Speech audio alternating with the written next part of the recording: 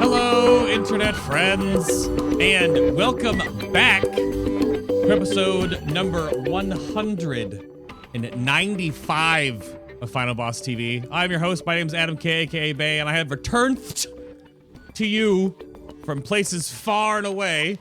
And Hurricane Dorian did not stop me for too long, but just what came back from the classic World of Warcraft Race to World First in Vegas. So we will talk about a little bit about Classic today on the show in relation to, of course, the show today being about the Retribution Paladin. Only a little bit, just a little bit, because they only have like 3 spells in Classic anyway, so you're just kind of standing there for a little while. But the show, of course, would not be here. I give a quick shout out, of course, to my patrons that are supporting the show, the stream, and everything in between over on the show's Patreon page.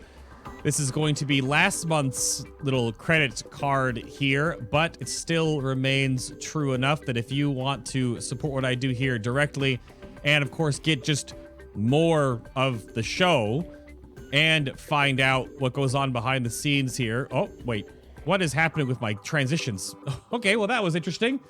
But there is more of the show. There is more behind the scenes podcasts. There are the show notes on how it all works out. You can go back in time, back and back and back and back and back and back and back if you want to sort of dig into the past if you are into that. But we're currently up to, this will be the 65th behind the scenes show right there. But thank you very much for the support for the all over the years, because if your support wasn't here, then I wouldn't be still doing this. So thank you very much. Links are, of course, down below on YouTube or right here on Twitch. And to start the show off, I have to give a big shout out to those that are now, after all these years, the show is sponsored by Corsair and Elgato. So if you're looking for parts and pieces and bits and bobs for an upcoming PC build or upgrades, or you need that MMO mouse for all those buttons you want to bind in Classic World of Warcraft, then you can go check those links down below also. And keep the show rolling forward, because if any of those links down below, if you buy things through them directly, then you will support what I do here as well. But that's enough out of me. We have a little bit of a show today that is not conventional. Normally I bring on repeating guests and then new guests, but I know at least one of these nerds. So Rin, hello, welcome to the show. Are you ready to talk about Retribution Paladin today? Hi. Yeah, always. You guys are probably gonna have to tell me to shut up. Oh, well, I mean, no, the more you talk, the better it is for me, because people don't listen to this show for me. It's for the guests. So by all means, please. But we'll have to talk about your hair at least after the intro here, right? Is that... What is I'm that? Good. Well, not the trip it is to get to where it is, but where it is now. It's doing things. But without any hair, because we can't see him, there's Skeletor. Also, welcome, sir. Hello. Now, how much do you look like either your troll or like the actual cartoon character Skeletor in real life? Well, maybe if we go pre-Skeletor and go to Keldor days a little bit. Oh, what did your character before look like? No, I meant like actual Skeletor, not my character before. Ah, oh, you're pulling like old lore. Is that where you're going with that one? Yeah. Oh, before the acid to the face. Okay. So now, because the internet must know, what's your best Skeletor impression? Not a very good one. So I think everyone's favorite thing that Skeletor does is obviously the Yeah, it's the It's kind of like a mobster, even though he's like a medieval fantasy skeleton magician wizard thing. Yep. But I'll accept it. We'll let the YouTube comments rein that in. Do you have any like do you have emotes that are in the Hammer of Wrath that are He-Man themed, or just your one? Just my one that's from my Twitch channel. I don't have that one actually uploaded to the server, but we just have a bunch of emotes in the server, just random ones. Oh. Especially thanks to nitro boosting, we have a lot of stupid emotes now, and it's great. Oh, nitro boosting. What's that? Well, you can boost a server of your choice with your Discord nitro. If you have enough boost, you unlock extra emote slots. How does that actually work out for the class discords? Are they automatically like almost all boosted to the highest tier because there's so many members in the discords? Has that worked out pretty well? We pretty much hit level 2 instantly, and we've maintained level 2. Oh, like yeah. we're between like level 2 and level 3, so that's like we have 31 people boosting the server. That's awesome. Yeah, I'm sure it helps out in some way. It's also the higher quality, and again, it's probably mostly for the emotes though. It's mostly for the emotes. Definitely. There have been multiple discussions on like what emotes to prune in order to like get new ones, and none of them are relevant. They're all just, you know, whatever's hip with the kids. Is that a we're old jab, Rin, or is it there's too many? I am. Oh. I don't get it. I have to ask them to explain the memes. So. And according to Jari, I'm like 89 years old, so. I feel that way sometimes. Oh, I'm with you on that one.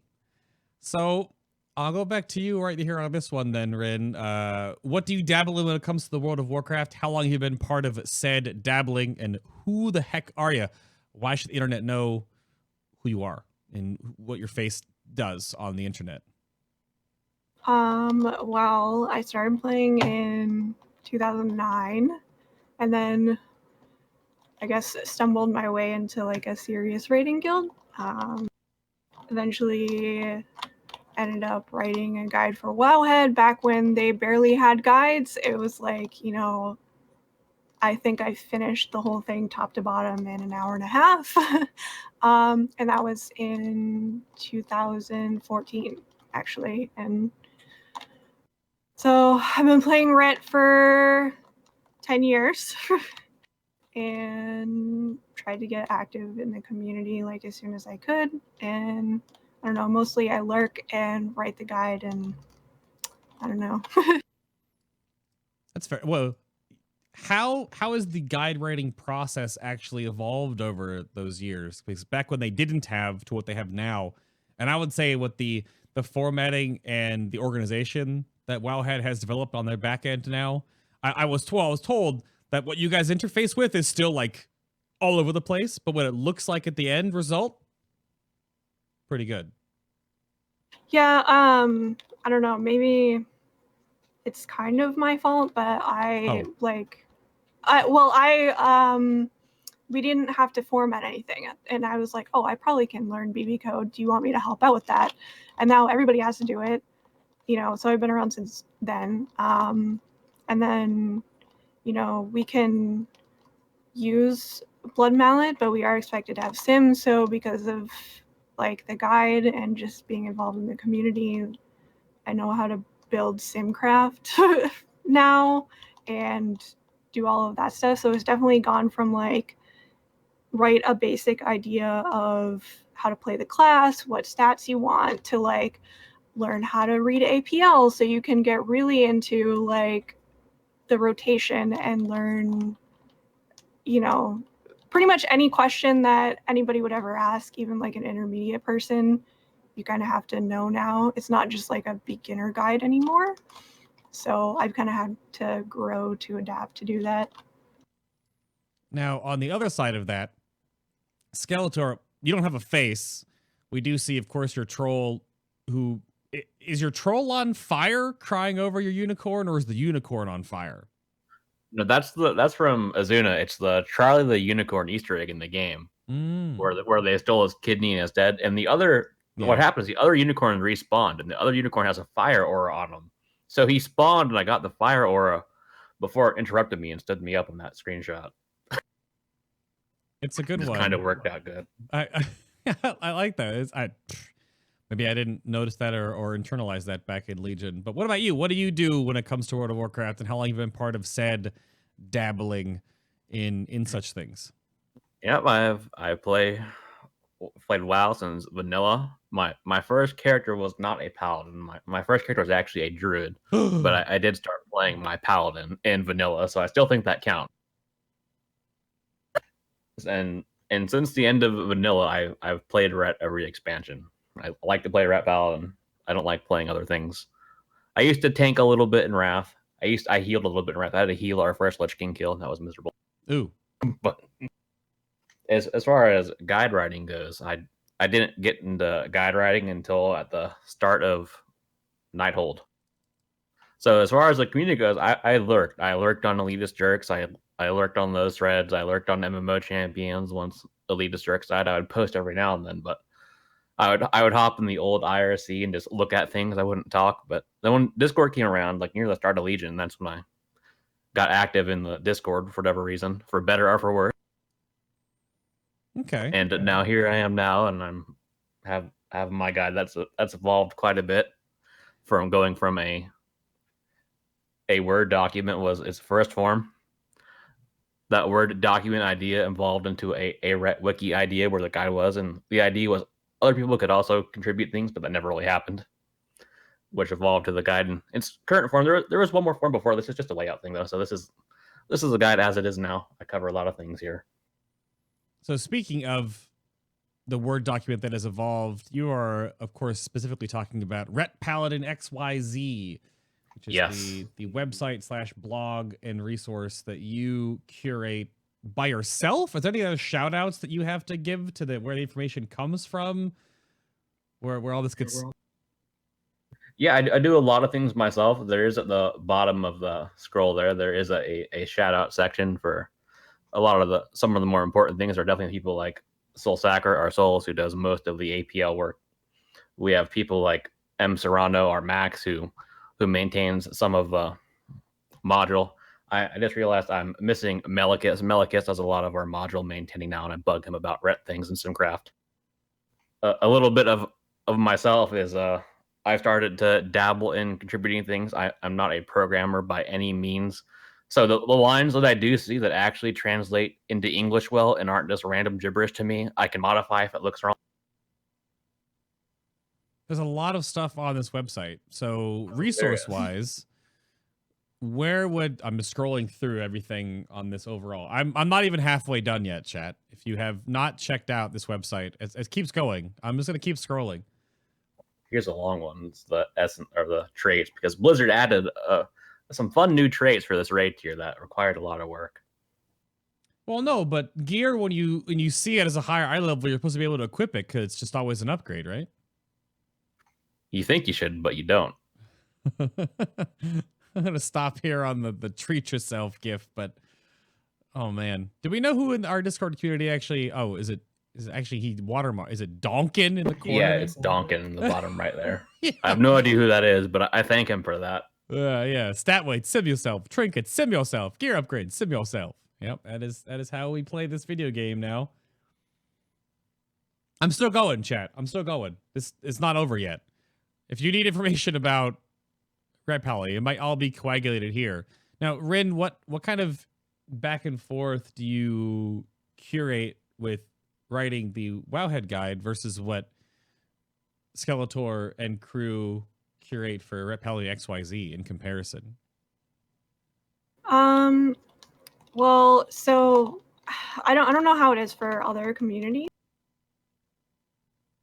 but for Ret, we have like a channel where pretty much all the Templars and like guide writers and theory crafters are, and you know that kind of makes it so everything is pretty homogenized, I guess. So it really is just like pick one of the guides that we have in our FAQ, and whatever is easiest for you to digest, like start there. If you want to read them all, go ahead, but not everybody learns the way I teach. So like end of the day, it's all the same information, and it's just, you know, maybe we teach differently. I would say like if you want crazy graphs and all of that stuff, Skeletor's is definitely the way to go. That I don't think there's anything missing from that guide. Okay.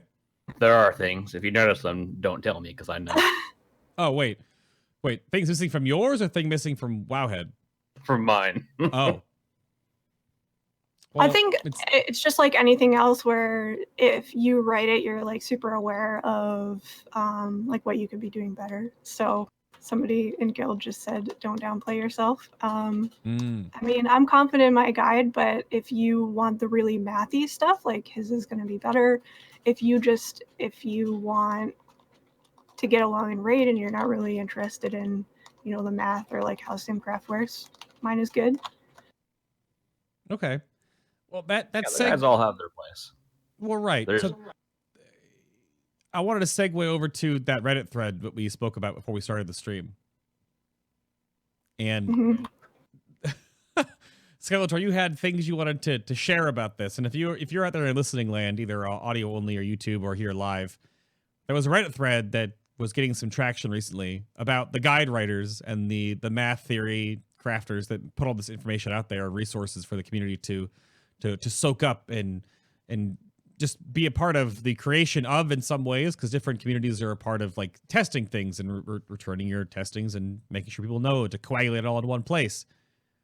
But there was a Reddit thread that had some very choice words about those that do these kind of things, Skeletor. So what's your follow-up to that? Yeah, so in everyone's favorite subreddit /r/competitive WoW, there was a thread from a few days ago called Class Guide Author. And it was about someone he was criticizing. He was mainly criticizing the popular guides that people know about, because everyone knows about Wowhead. Everyone knows about Icy Veins. Like that's it. Well, most people know about it. Not everyone, obviously, but like he was talking about how he goes through the guides, and like some people, they don't play the game, they don't raid Mythic, or if they raid Mythic, they don't clear the content in the first week. So, and in some people's minds, that means people who don't raid at the absolute highest level shouldn't be writing guides. And it involved a very thoughtful discussion on the topic from a bunch of people. I know we had some familiar names pop up there. I think the person who broke it down the best was actually probably Babs from Monkland over there. He put his long thoughts into that and described some of the process behind it. Mm-hmm. And there was a few weird choices made by some individuals. They were trying to argue some weird semantics things that were incorrect. There is someone there who doesn't know what peer review is and was very angry about that. And if you want me to talk about that individual, I can a little bit about what we found about Adam, but I don't know what you want to go over.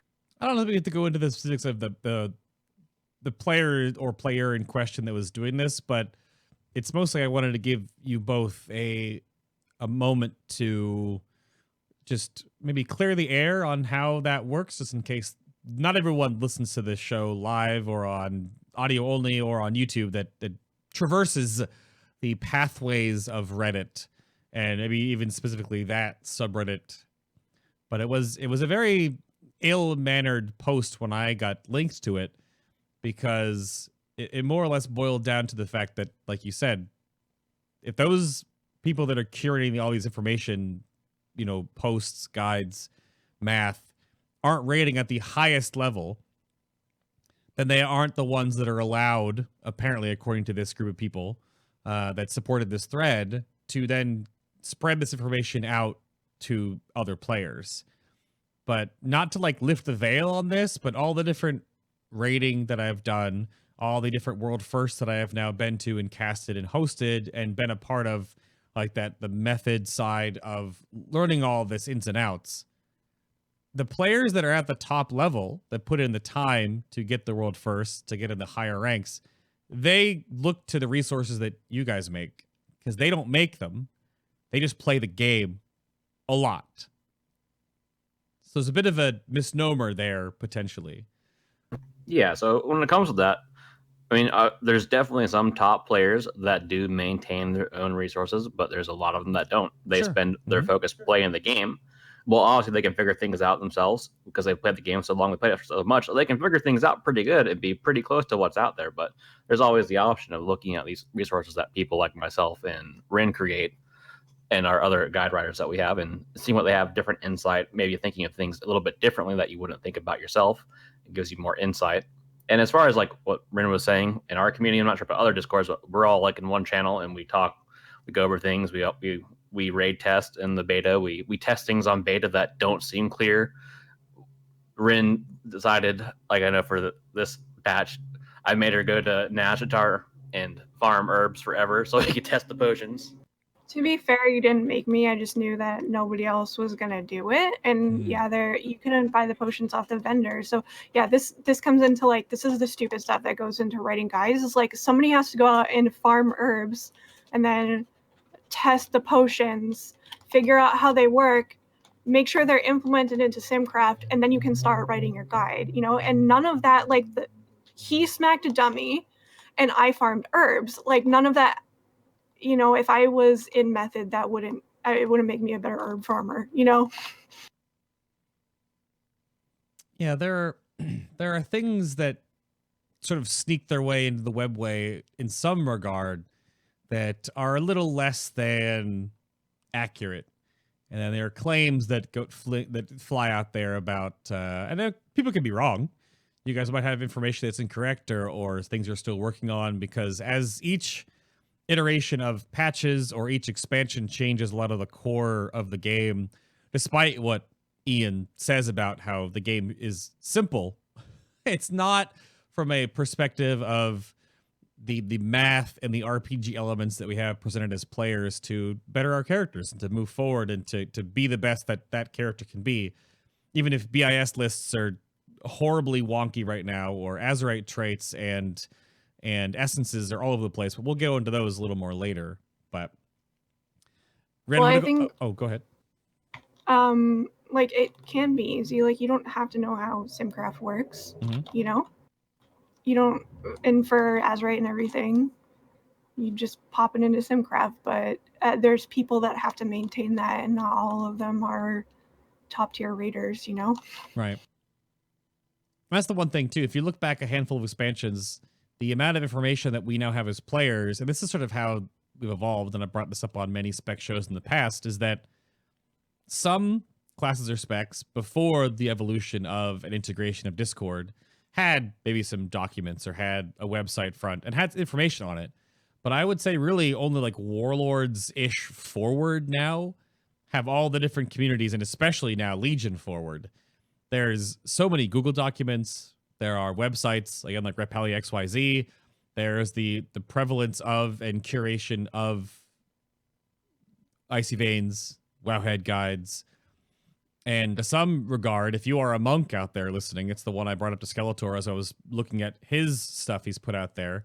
Some classes or specs go way beyond even what you think is okay to almost an egregiously, ridiculously awesome level. And the creation of some resources that are out there are ridiculous. There's some very smart nerds making all these things and figuring it all out. Because as Blizzard thinks the game is easy, it's obviously not. But Rin, let's go off of that one. Let's talk about the actual pink elephant in the room, because we're talking about Retribution Paladins and the community perception guide side away.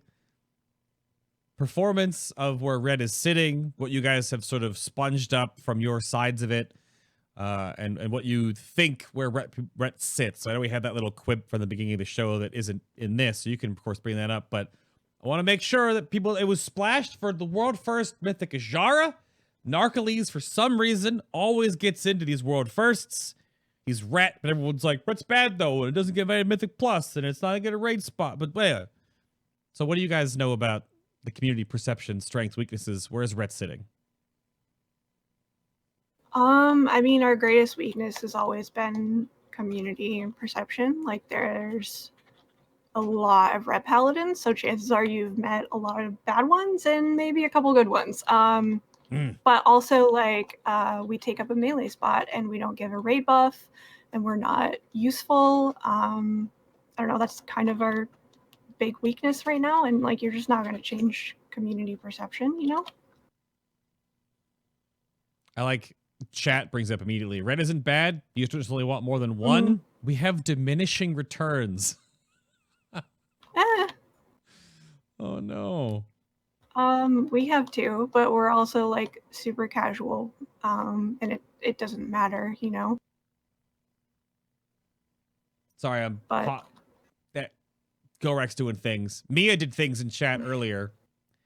He's showing you up. So Skeletor, what about you? What have you, in all your writings and all of your expository dialogue about Ret, what do you think? Where does the spec sit? Do you echo what Ren says? Do you feel differently about that? Because you both have different rating backgrounds too, so.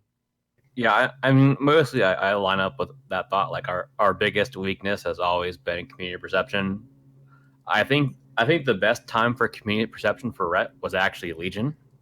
And even then, I wouldn't call it overly good. But I know for all of this tier, it's been bad. It was really bad in Old Year. Old Year was probably one of our lowest points ever in modern rating, I would say.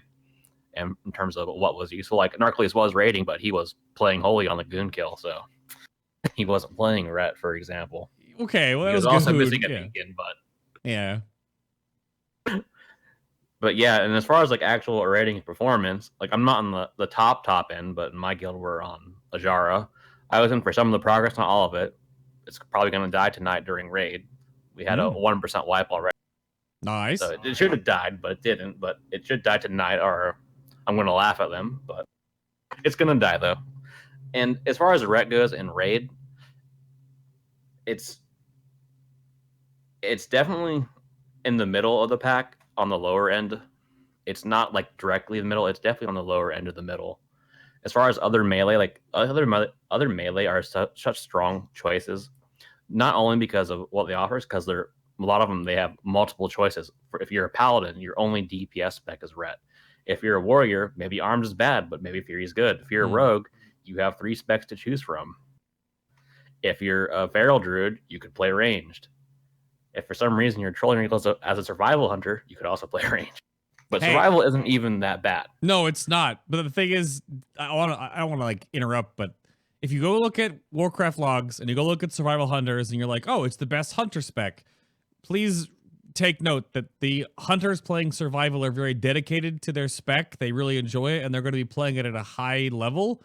And it's not like a raiding oriented thing because they're very kind of scuffy in raids, but survival hunter is like is sleeper OP Mythic Plus, I've been told. It's a real good. So yeah, I mean, it's like feral druid. People think feral druid's very good. I mean, they're definitely better than Ret overall, in my opinion. I think Ret, in terms of melee, is probably one of the weaker ones. I think only Windwalkers are a bit below us overall. I'd say that we're probably 2 of the most useless melee specs. And Windwalkers, if you don't have a Brewmaster, which is odd, or if you don't have a Mistweaver, you could still have a spot though because you have raid buff. And you have great mobility, which can handle things pretty good. Now, this is the follow-up I had to this is that the spec bring enough or too little. I know that Rin brought up the whole raid buff situation, and this is something that I've been very, very openly about, that I do not think raid buffs should exist in the current game unless there's that mop parity where there are like 6, but out of the 12 classes, 2 and 2 and 2 and 2 and 2 bring every single one, so you always can bring them, like Kings and the Monk buff we had back in the day, right? So with this exclusivity nonsense and the potential that Blizzard in 9.0 is going to bring more raid buffs, is that one of the big defining factors? If we didn't have raid buffs, would the Paladin utility be something that we would want again? And would it? I'm going to say no. Oh. It's a factor, but it's like, you know, Ret Paladin, like, why would you bring one when you can bring a warrior who has a raid buff and also better mobility? You know, even if they both do the same damage, like, doesn't matter if you ever have to move. Doesn't matter if you need that raid buff. And it doesn't matter at the end of the day if the people who are making the decisions about who they're bringing don't want a Ret Paladin. So I don't think it would matter. It didn't matter in the past. The other thing I've sponged up a couple of times in discussion is that if Mythic went to 25 players up from 20, it would allow us more spots in raids and have less of this discussion. But I don't know if it would change anything. You just bring more of what is the quote-unquote best. So I don't think that... Bring more range, probably. You bring more range unless it was Gul'dan. Yeah. So That's a tough one. That's a tough one. I know, and you have to bring this up. I have on here. So the strengths and weaknesses of Ret. And this is one, if you have not seen, and this is, Reaping had its due, but Retribution Paladin is probably one of, if not the contender for top 3 highest, like, burst, single target, and in this way, AoE. Because when you had a Ret Pally in your Mythic Plus last season with Reaping, and that Reaping mob came up, and you saw wings go out, and they had Wake of Ashes off cooldown, that was the dream. If you look closely, you'd probably see him cast Bubble first. Well, I mean, okay, sure. That's fine. You don't want to pull aggro and die, but yes. Also lets you just stand and everything. But also, like, it was nice, but it wasn't... Even then, you weren't bringing a Ret to a high key, because Reaping was not the issue. Right. So, you get a lot of people who are like, oh, if you're using wings on Reaping, then you're literally trolling, because there's just more important things that need to be bursted down. But, I mean, it feels great, right? It does. It also looks great. Gotta give a shout out to the art team carrying World of Warcraft yet again. The new Avenging Wrath wings are... They're very good. Yeah, I wasn't a fan at first, but I think it's just because I hate change, so... Do you miss your butterfly wings? I want them to update that glyph. Oh. I don't use the 4-1 because I hate change. Oh, well. Fair. I don't know if it does it now, but the butterfly glyph, it used to prevent the new animation from happening. But I think they changed it, and this new one just happens now, and you don't have extra wings. A lot of glyphs are broken. We're talking about glyphs. Can I get my glyph of Ascendance back, please, so I can be an elemental panda? Thanks. Because the Ascendant model from Cataclysm is garbage. I said it. It's really bad. Yeah, but as far as strengths go, I think our actual best strength as Ret is not in terms of our burst or damage, it's just our survivability. We have very good survivability. We have less than we had in Legion because we lost Auto Bubble. Right. But as far as being able to survive what's going on, Red's it can stay alive forever. I mean, it definitely But as far as the burst is good, but with the introduction of different essences, a lot of classes can burst like as much as us or more than us now. So a lot of classes can actually burst very high now. And for our burst, once we burst and our wings is gone, we drop. And it wasn't as much of a problem early in the expansion. It was actually pretty good. The balance between our damage and wings and our damage outside was actually okay. But now we're getting deeper into more gear levels and new essences and whatnot. At this point, again, we're all front-loaded now in our wings. We have our Light's Decree glyph to increase the duration and do more damage with Holy Power. We have our Avenger's Might, which increases our mastery and wings. We have Hammer of Wrath, which is available in wings, and we're all wing-centric once again. Which is great when you need the burst, but when you don't... Yeah. That's a tough one to break down, because then there are other specs that, like, their baseline cooldown is meh. So we don't feel like we have a cooldown that matters, versus now you have a problem that you're illustrating that your cooldown matters too much. But I wonder if where players fall into the camp of if you're like, say, enhancement or even meta to a degree for Havoc, both of their cooldowns are almost like meta just almost is a form that you're in 60% of the fight now. So it's not like a cooldown anymore. It's just sort of part of the class. Whereas like Feral Spirits as the baseline cooldown for enhancement does less than 4% of our damage. So it's not even like a real cooldown. And get into the math of Maelstrom generation, whatever, blah, blah, blah. But it's like when your cooldown is really meaningful and you feel like that power moment and you can actually turn Super Saiyan, I think this may be said for that one. But it's tough, I suppose, as things scale. And Ret and Enhancement have a similar problem, both being very spongy. With the stronger and the bigger stats you have, and in this case, the different Azerite combinations and the essences, it does sort of balloon as the expansion goes deeper. Yeah, like from the beginning, we were kind of designed into a corner. A lot of the things that are happening now, we knew were going to happen. Like we're using Execution Sentence right now, which just adds more to the burst, and we knew that this was going to happen because as our gear gets better, your burst window gets better, etc. And yeah, and unfortunately just our burst is not, it's not notable enough to carry the bad DPS outside of the window. Does that make sense? Yeah, well, it doesn't. Your troughs and valleys are now too different. Is that what you're? It's just like if our niche is supposed to be burst, right? Our burst is not really good enough, I guess. Like even rogues can kind of do it better, you know. At least it feels that way sometimes. I know that was what we interviewed again to bring up the boy Narcoles from Method, and the reason why at first when they were working with the Azshara, and that's even why him and Naga were brought in, gear at the time, and they were highest geared players, or some of the highest geared players. Big factor in those races is what gear do the players have.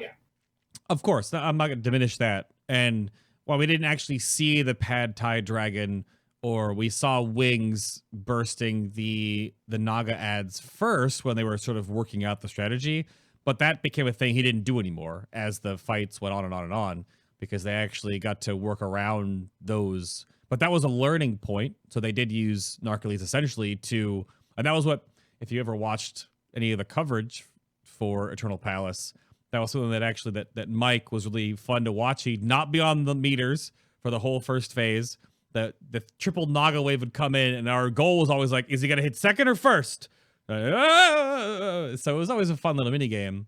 But that was just Scripe planning out very specific. Narcoles, you're going to burst here. He puts cooldowns where he needs to orchestrate where the whole raid's going to go. But Rhett gets that position. But then as gear catches up, and now we're way more geared than Method was those weeks ago, you get to see how different everyone else sort of stacks against you. And now like every Warlock spec is strong. Fire Mage and Frost Mage are flying off the handle. So there are certain specs there. And this raid tier actually makes that problem even worse, because there's the people who bothered to get Benthic gear and the people who didn't. Well, there's some choice words depending on. Hey, I was in the camp of I didn't bother for a long time. I bought 70 pairs of boots, didn't get a single socket, and I stopped. Then one day I got a socket boot, like a month in the tier. Then all of a sudden I got all the other pieces right away, like socketed. So I was late on the train on that because I did not enjoy the system. I spent a lot of pearls. I wasn't getting the sockets, and I gave up on it for a while. I was like that for my Demon Hunter for a while. I did 30 or 40 boots or so, and then I just didn't get a socket, so I said F it and moved on. Pufferfish bracers with a socket. All right. Got belt with a socket eventually. All right. The Thrash belt. And then I went back to boots and eventually got boots again.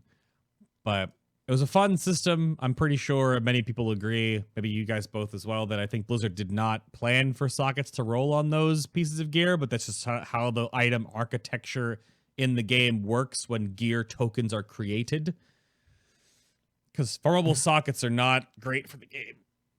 We were all convinced that the Mythic week that they were going to be nerfed, and then it never happened. And we were like shocked face the entire time. Like, what? I was ready for sockets to be removed from them. Yeah, but they didn't pull the trigger on that. So even without the sockets, though, they're really good.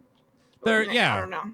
But I think sockets are like, I feel like a separate issue. Like the fact that you can roll a socket if you play the game enough is kind of stupid. But like even if they took those off, they're regular items with regular stat allotment, and they also have a bonus on them. Yep. So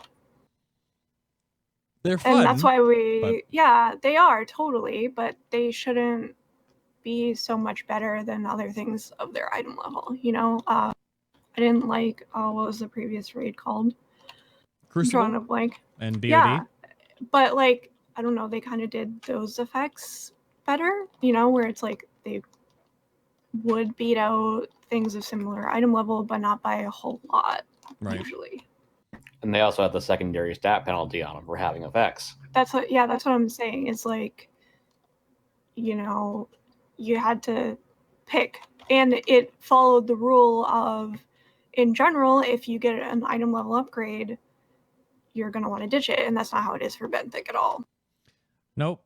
Yeah, 425 crit socketed boots on many specs are better than the guaranteed socket, very expensive crafted boots, say for leatherworking, for example. 15 eye level difference, still better. The benthic are, which is almost like benthic should have been the jumping off point where you can get your 420, 425 benthic before you made your crafted boots, and then you upgrade from those to the higher eye level. But again, going back on the prevailing winds earlier, what Ian says is not really true because eye level right now is all over the place. But I want to go take a step back in time. I don't have a soundboard, so I just make dumb noises. But Wrath, potentially. Kata, maybe. Mop, definitely forward. What do you think of the journey of the Retribution Paladin? And the first up in this sort of segment here is, do you have any things that are like the good, the bad, the unfortunate, the ugly that you could remember about maybe transitioning from one expansion to the next?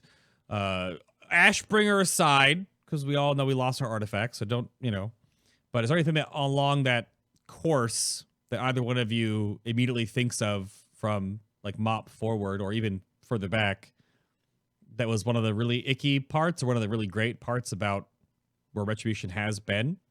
And I don't have a photo, so I don't know who has the idea first. This is open. Who has it? Go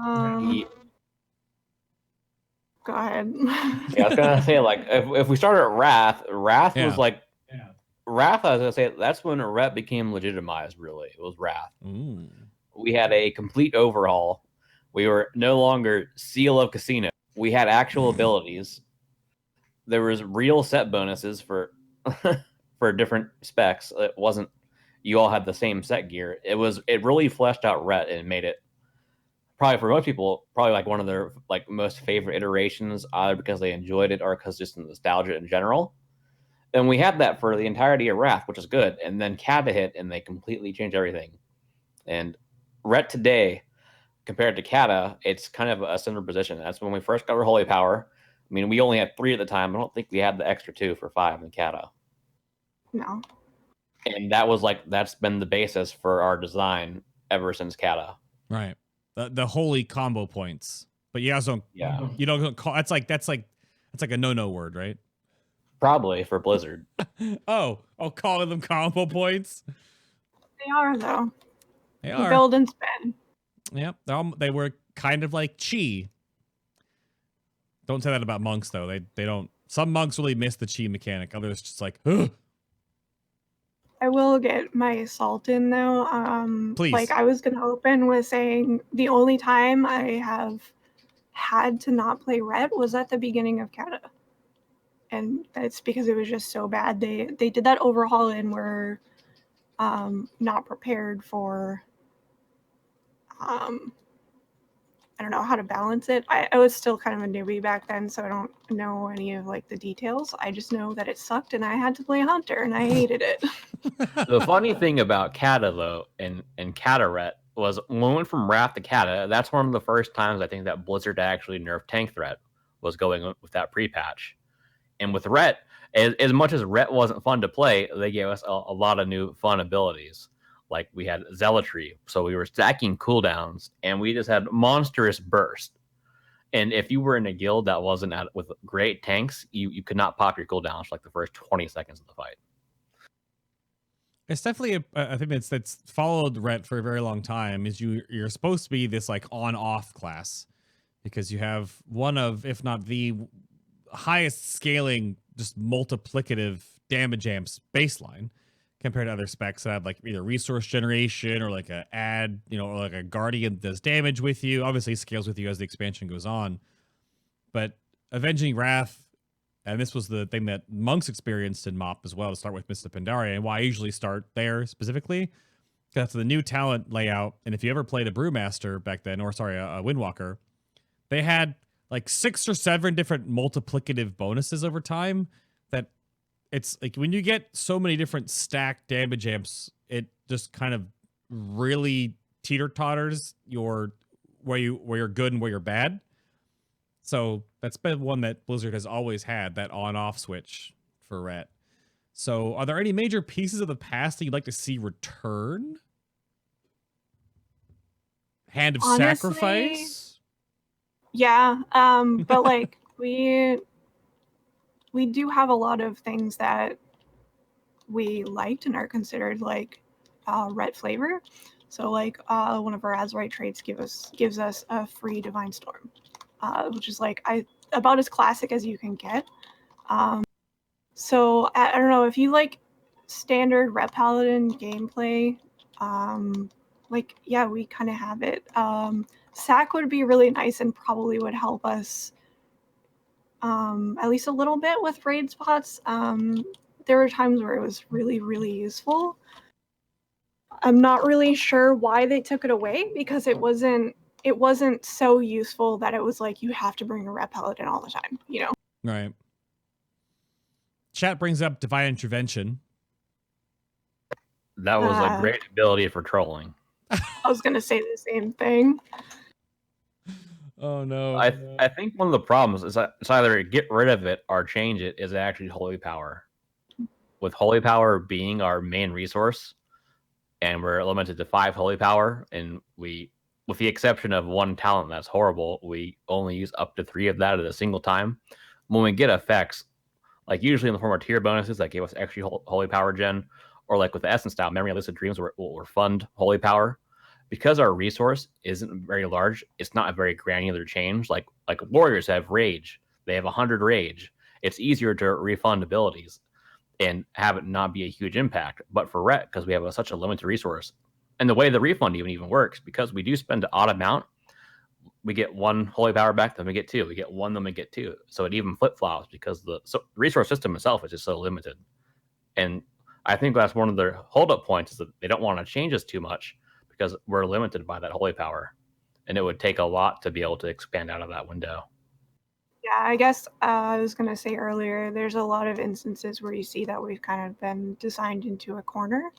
It's not as bad this expansion, but yeah, that's one example. Like in theory, Lucid Dreams would be super fun, but it's really not, especially because the refund is not exactly instant, and it's just not fun. You would hope it is, but it's not. And they consider the holy power system like class fantasy now. So, right, but because it's a combo point, and if they went back to just going back to, you guys had mana, then you'd be back to like the 3-6-3 or the 6-9-6, whatever the heck the different rotations were, where you just hit your abilities off cooldown, and it's like there's no choice there, and there's really no playing around it. They can't make it like a resource bar like Rage or Fury or Maelstrom. We already have multiple of those, as I just listed them off. Yeah, and I don't think we necessarily want them. I personally don't think that removing holy power fixes a whole lot of issues. That just it leaves too many what ifs at this point. And I think both of us have seen Ret redesigned so many times that honestly I would rather they just keep holy power and maybe give us an extra one or something, because we only have 5 right now that we can build up to. 6 would be like an insane quality of life improvement. Really? I think one of the other things... Oh, go ahead. No, because you could build up to then like essentially 2 finishers instead of having this weird, again, the on-off button. Even your resources, you're either on, you use 3, and then you have 2 and you get to build another one, you use 3 again, or off, where you have to wait to build to an uneven number, but you only spend in... Yeah, I get you. Okay. What do you have? Yeah, I was gonna say one of the things I don't think people really talk about is one of the skills that I think either needs to be removed or changed is actually Crusader Strike. Oh. Which is, if we go back with Crusader Strike, it's like all 3 Paladin specs had it before. All 3 specs use Crusader Strike. Like at one point, Crusader Strike, you would swap it with, was it Hammer the Righteous was the AoE version of Crusader Strike. One would put the other on cooldown. That existed for a bit. And if we go to the current game now, Prot no longer has Crusader Strike. It's just Holy and Ret are left with it. Now with Holy, though, when they use Crusader Strike, it reduces the cooldown on their Holy Shock. It actually plays an actual important role in their toolkit. Whereas for us, Crusader Strike is just a filler button that has 2 charges. And the damage it does is negligible. It does less than an auto attack. It's just there. It's just there to generate holy power, and that's its primary function. There's nothing else tied to it. I feel like it's a leftover thing they haven't put much thought into about what it should do for us. Or should it be replaced with something else? feel like it's just low on the priority list, you know, because like having a filler Just like Crusader isn't Strike. necessarily, yeah, yep. So are there any old talents that come to mind that you would like to see back in the game again? I mean, they kind of made some of them into essences. Like, True. like I mentioned, zealotry. True. Like Yeah. lucid dreams is really close to zealotry. There is some talents that we lost, like we had Guardian of Ancient Kings before it became a defensive cooldown. It was actually one that had the stacking strength bonus and it exploded. It was pretty neat. We lost that. I mean, we've seen a lot of talents come back in some form. Like we have Inquisition. It's a love it or hate it thing. There's really none in the middle. It's different than it was.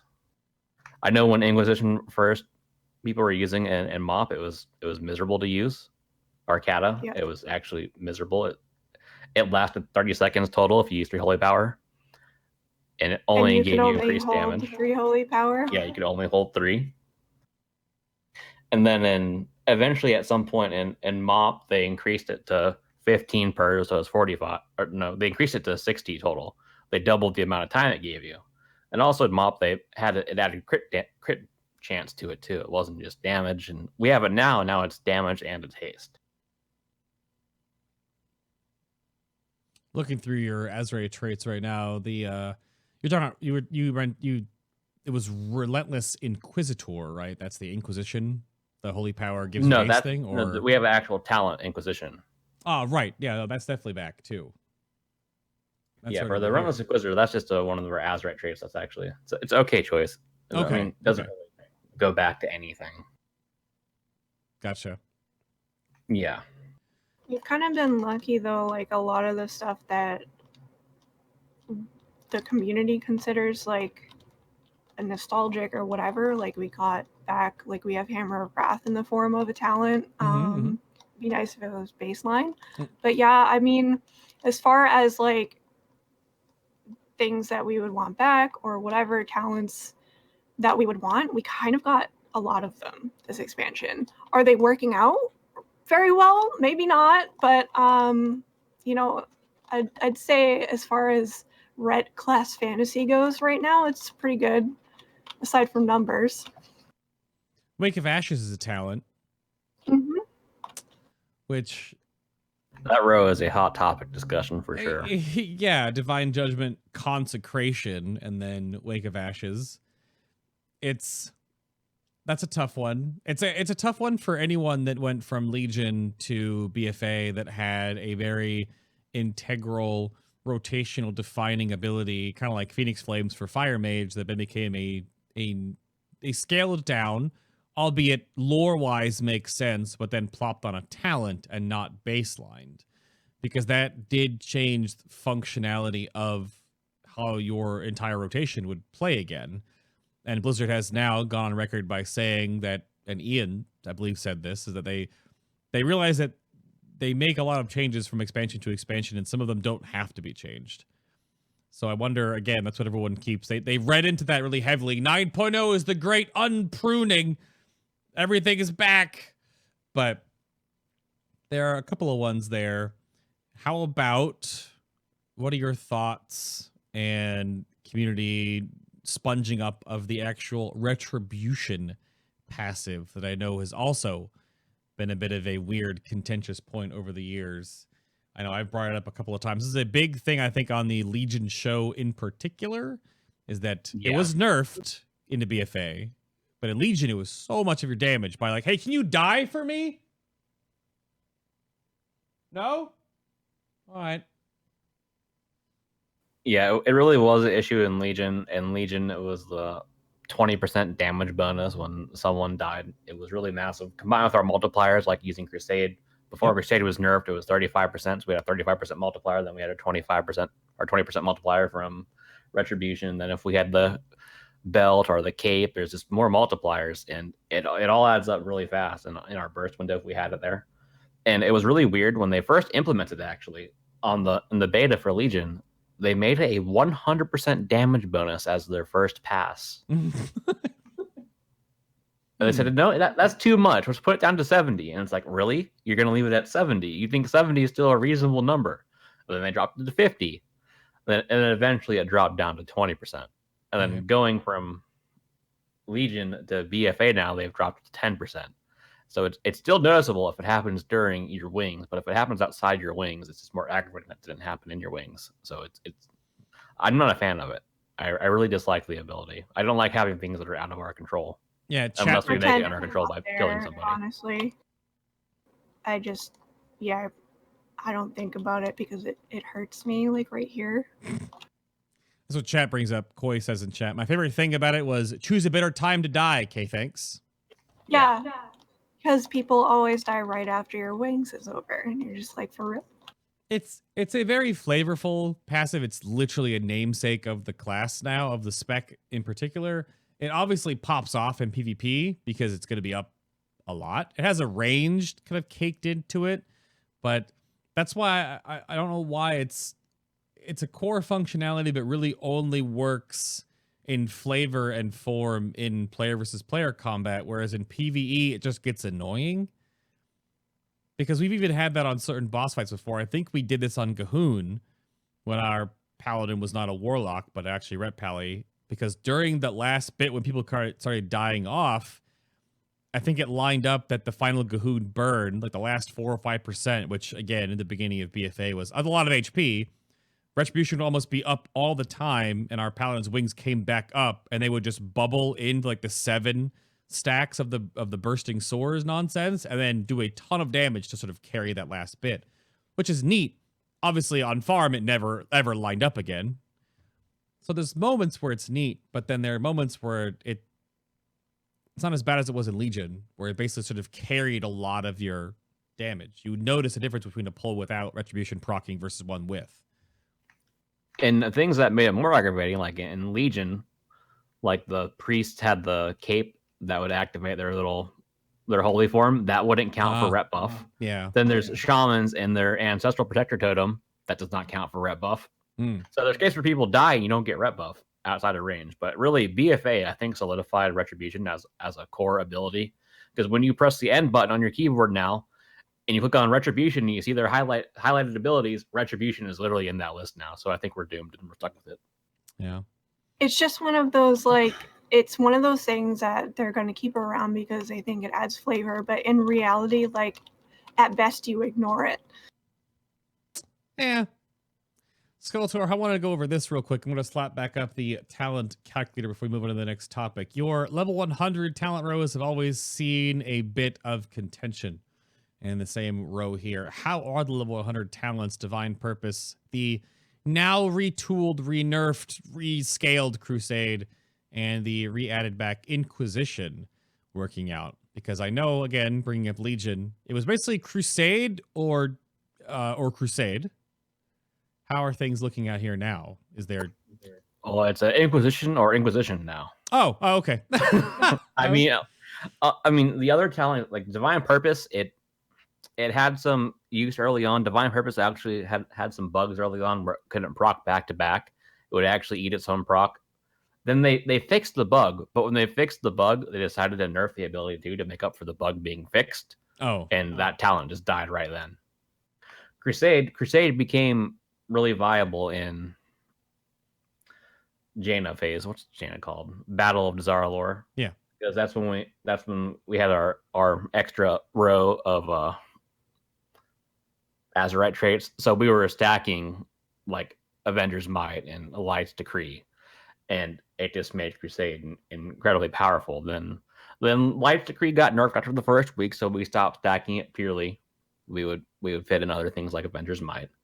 And then what happened, for some reason, Blizzard decided that the base wings wasn't flavorful enough, and they made it so that your first Holy Power spender, being a TV or Templar's Verdict or Divine Storm, would auto crit, and that killed Crusade. Okay. I don't think that was their intention at all. But that's what happened, because they were close. And then also, like, I don't know, the burst is great, but not good enough to take Crusade for it right now in this raid, I guess. Okay. And is that kind of goes back on what you guys talking about Inquisition? Does this help smooth out your overall? Now, granted, it's a flat scaler, right? It's almost like a Tiger's Eye brew it's a constant uptime multiplier on both your flat damage and haste. And it's basically just, I bring this one way back up from rogues. If I say hunger for blood, there's a few rogues in chat that might go, oh, because they had a similar, they'd use combo points and they would buff themselves and use combo points and then do their damaging abilities. So it's the knife licking icon, but that's a tough one.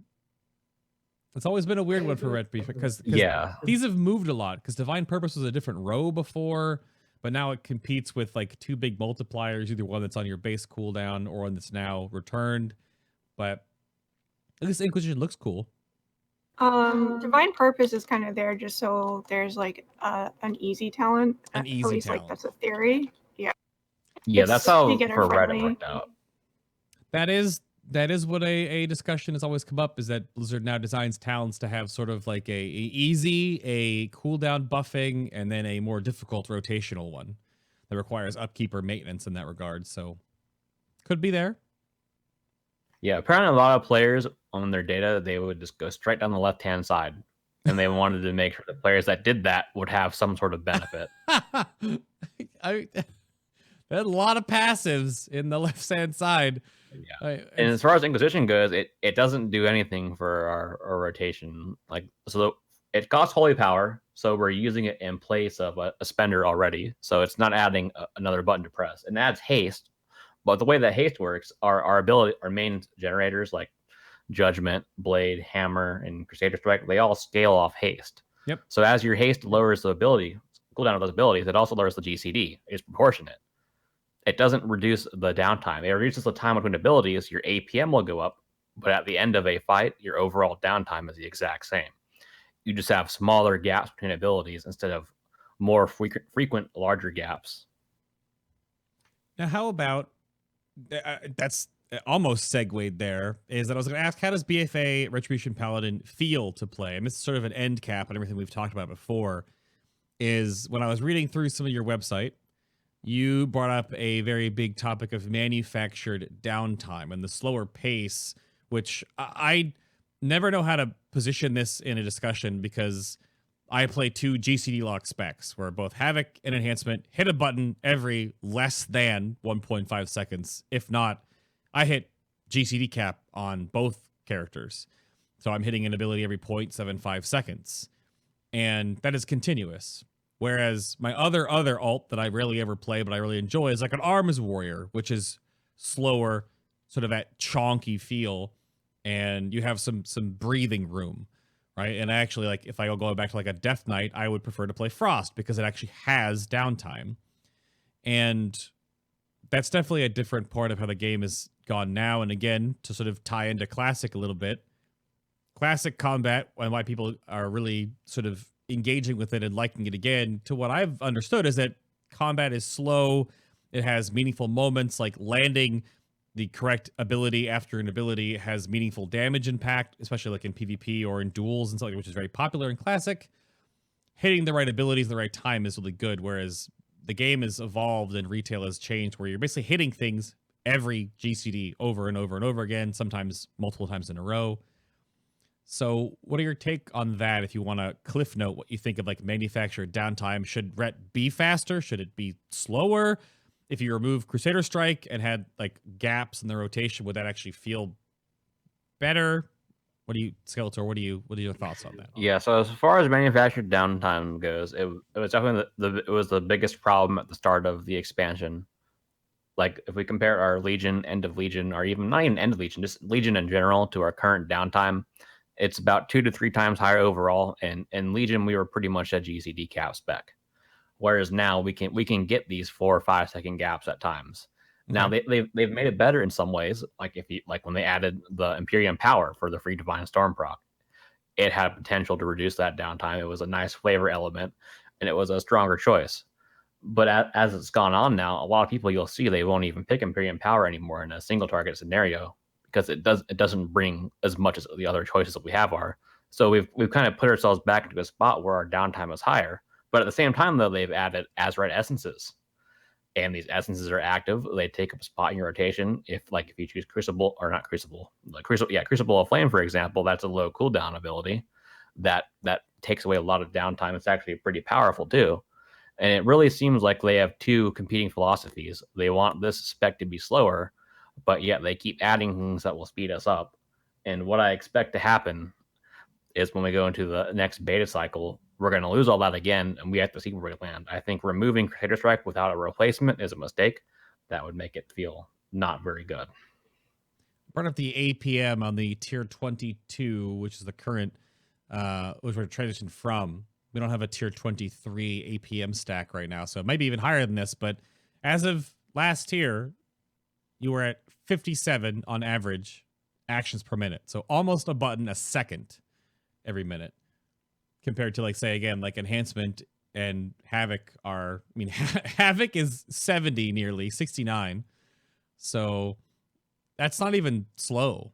And again, and chat brings up too, I saw the gaps you have, Selfless Healer, you can throw it in there if that's a thing.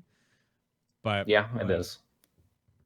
Which I think, yeah, so the overall, like if there was a new profile now, the APM would actually, it might be the same, it might be lower, because in that profile it's still using Imperium power, I'm pretty sure. If Maybe. we were to make a new profile, it wouldn't have Imperium power because it's a single target stack rating. Is But at the same time, using there's Hammer of Azeroth Wrath essences too? now. What, Rin? Is it using Hammer of Wrath as well? It is, and it's potential that on a pure single target sim, you might see that replaced for later Wrath, which would make the downtime a bit more even. But it's going to hover right around there. At the start of BFA, we were below 50 though. Yeah. We were like 47. Now, was that bad? Yes, it felt very bad It's- going from being GCD cap to that. If you enjoyed that playstyle, that is, which I did. I enjoy the fast paced.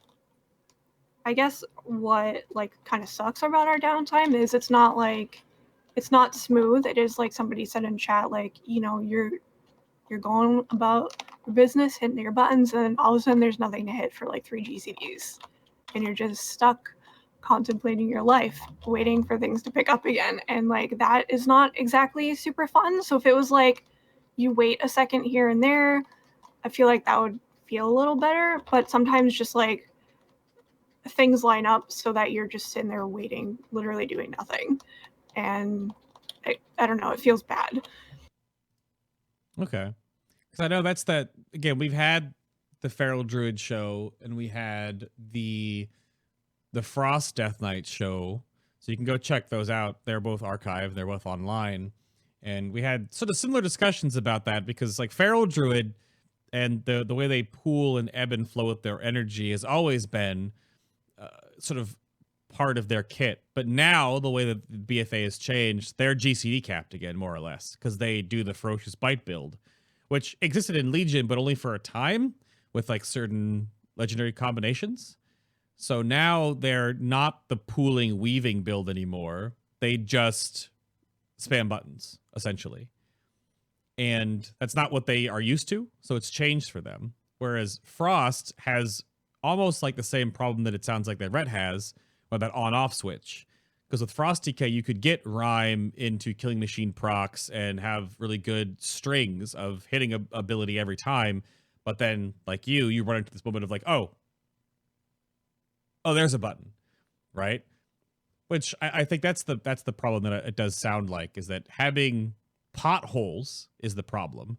Having just a slower pace rotation, which again, I equate that to Arms Warrior, which is, charge, Mortal Strike, slam, wait for a big auto, slam, wait for a big auto, Mortal Strike again. There's some moments there where you're still hitting buttons on a cadence, not hitting a ton of buttons and then waiting. That's a good way of putting it, really. Okay. Yeah, early on in BFA, I actually wrote a giant forum post about the whole downtime thing. Oh. And I talked a lot about that.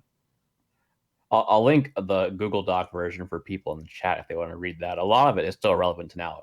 I'm not going to read it on stream because it's 7 pages, because I spent way too much time on this. I talked about the previous expansions too. I talked about how it was in Wrath, how our downtime has evolved, where if we go back all the way to Wrath, our downtime that we have now is more than what we had in Wrath even before we were fully fleshed out. It was a like hot topic that people were talking about, and yeah, I made like a spreadsheet comparing like beginning of expansions because I was basically like, everybody needs to calm down. And I don't know, it's not that bad, you know. I'm sure if you switched from right now to Legion, it would feel kind of weird, but like, I don't know, things are always kind of slow at the beginning of an expansion. Of course. And things are new, so they're not going to feel smooth, and yeah. So how about then, let's sort of wrap this up, put a bow on it, and bring up right now where we're at in patch 8.2. And Rin, let's go to you on this one. And I want to talk about essences, Azerite combinations. If there's wiggle room, is there a set in stone hierarchy? Because if I go over to your Wowhead guide, which you guys have distilled and put all the information out here, it seems like if you're really trying to min-max the poo-poo out of this, there isn't a huge difference from top to bottom. For essences, yeah. Also, shout out to my typo. Which one? Condensed life force. Oh, CFL instead. Yeah. Instead of CLF. I did that at 3 a.m. Fair enough. I just noticed. I mean, kinda, but there's also like a 600 DPS gap between the first two. Yeah, but I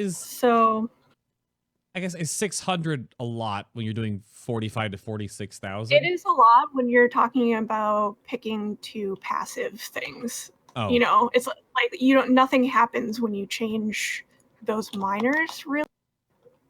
Right? Because yeah. So a large problem there, I'm just gonna interrupt, is really like, you got to remember, like, this is the default sim of 5 minutes and 20% variance, and that's not all fights. So once we change times around, the difference is it'll be large. You'll see like condensed life force fall to the bottom of the list in a non well timed fight for it. Right. Yeah, essence is, at least for us, like you unfortunately have to think about it and what your situation is. Like, condensed life force is a 3-minute cooldown.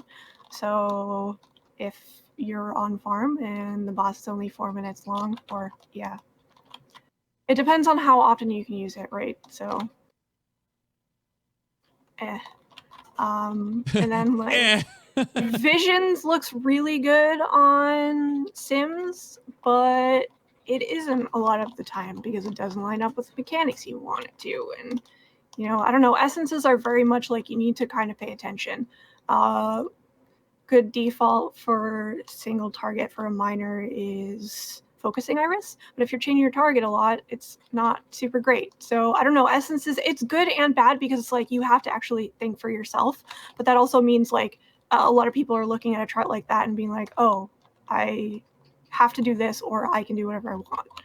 And it's like, that's not really the point. That's well, to some people, that's actually a huge moment of this. I know Word Up was on recently. We did a state of patch 8.2 with Word Up, Senpai, Brutal, and Luxto. So you can go listen to the topic we brought up about essences, because the plug and play aspect of them, and actually Scripe, the raid leader of the Brain Trust of Method, brought this up on the couch at the Eternal Palace Race to World First, is that the fact that you could, and I'm going to go over to, say, for example, do you have it? Yeah, Memory of Lucid Dreams on here has, or Vision to Perfection even, is that the fact that you can count on either A, additional survivability being brought in across your entire raid group in a plug-and-play sense, or the way you can actually adjust your cooldowns. And again, this is very much a Scripe thing, is to adjust your cooldowns based on the script you're building, because no one else has made this script yet. It was really fun for them, because when they just have their core of their classes that they have available to them, some of that stuff and that math didn't really line up. And just because you have, and this happens with the specs that I'm playing right now, I talk about on stream, is that you can't just look at what your top combinations are, especially now everyone's hitting 65. You've got your major and then your 3 minors, and that definitely shakes things up. It's fun to be able to actually move them around. And I know that from fight to fight, not a lot can change, but I know, say, for example, and maybe Skeletor could agree, going from like Queen's Court to Zakul, you change almost every essence for that encounter. At least I'm doing that because there's way better combinations for Zakul than there are for Queen's Court. And that's fun. We'll see minor changes, but I think the problem is like I think it's great that there's essences and there's potential for choice there. People will agree it's generally good. The problem is in our guides, we can't say, oh yeah, you want to use this, this, and this, and people want to know, should I be using this, and this? But the fact is, we can't tell you just on a simple question. We need to know more information. So it makes it hard to relay information to a person, or a person might not necessarily want to look into what they should be using. So one of the things I do in my guide is I try to describe certain things like okay, here's how this works. So if you're like in a fight that's going like this, you probably don't want to use this essence because of X and Y. But it requires someone to put in a little bit more effort to pick an appropriate choice. And a lot of people seem to not like that. Yeah, I tell people, like, if you're just looking to pick something up, like, all of us have raid tips.